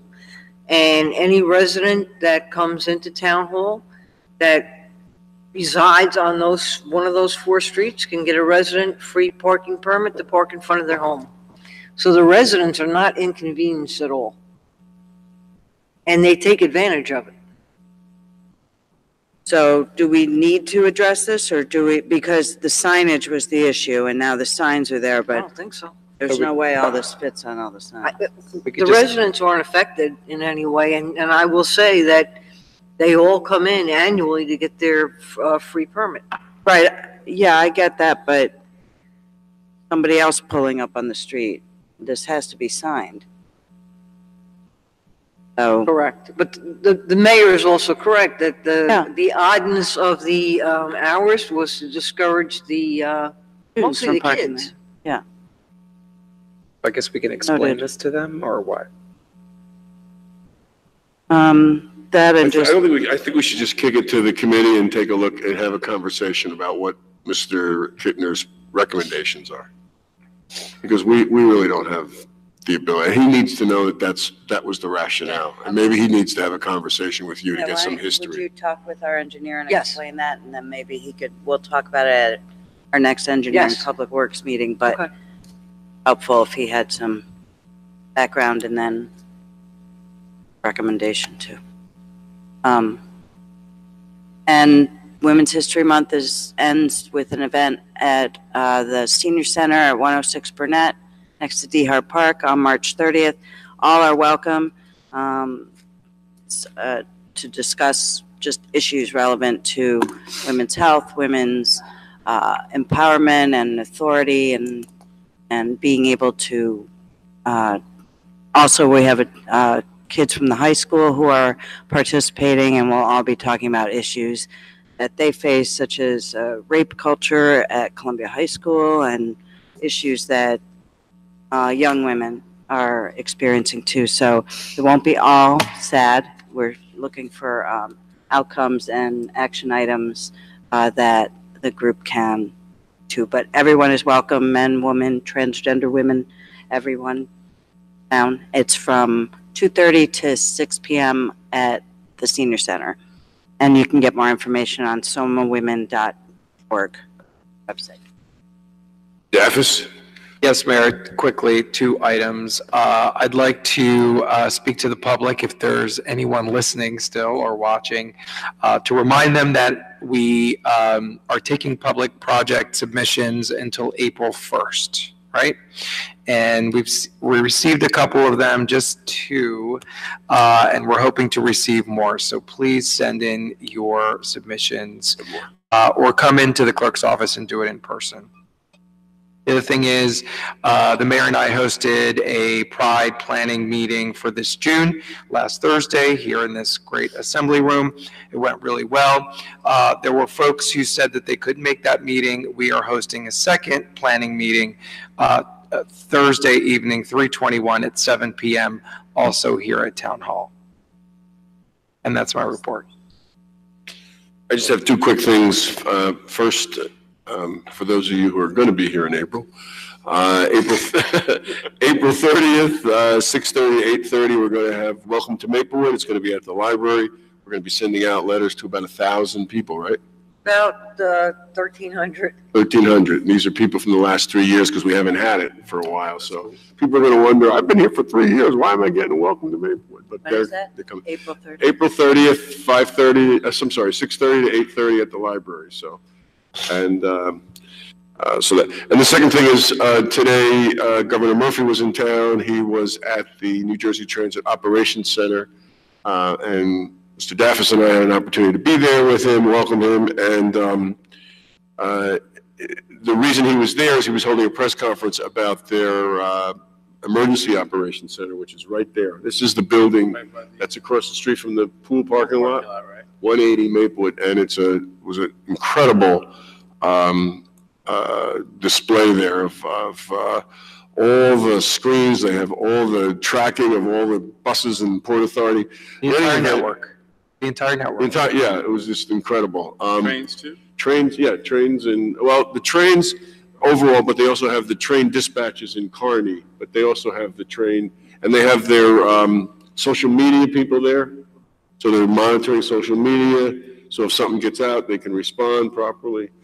But in any event, we mentioned to the chief of police of transit that we've established our OEM across the street. So I'm going to have Chief Duvall speak with him so that we understand what they're doing there, they understand what we're doing, because that now becomes a critical building for us as we're thinking about plowing and access. And of course, if they have to have their employees staying there, we'd have to make sure they have the parking and all that kind of stuff. So we need to make sure and we have an OEM training on Thursday morning, so I'll mention that to the chief, but if you could follow up too, that we just essentially want to make him have that connection with the transit.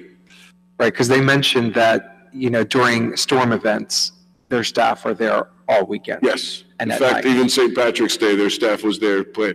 And this happened, I don't know where they sleep, but that's why we should get them maybe Airbnb tax, right? Maybe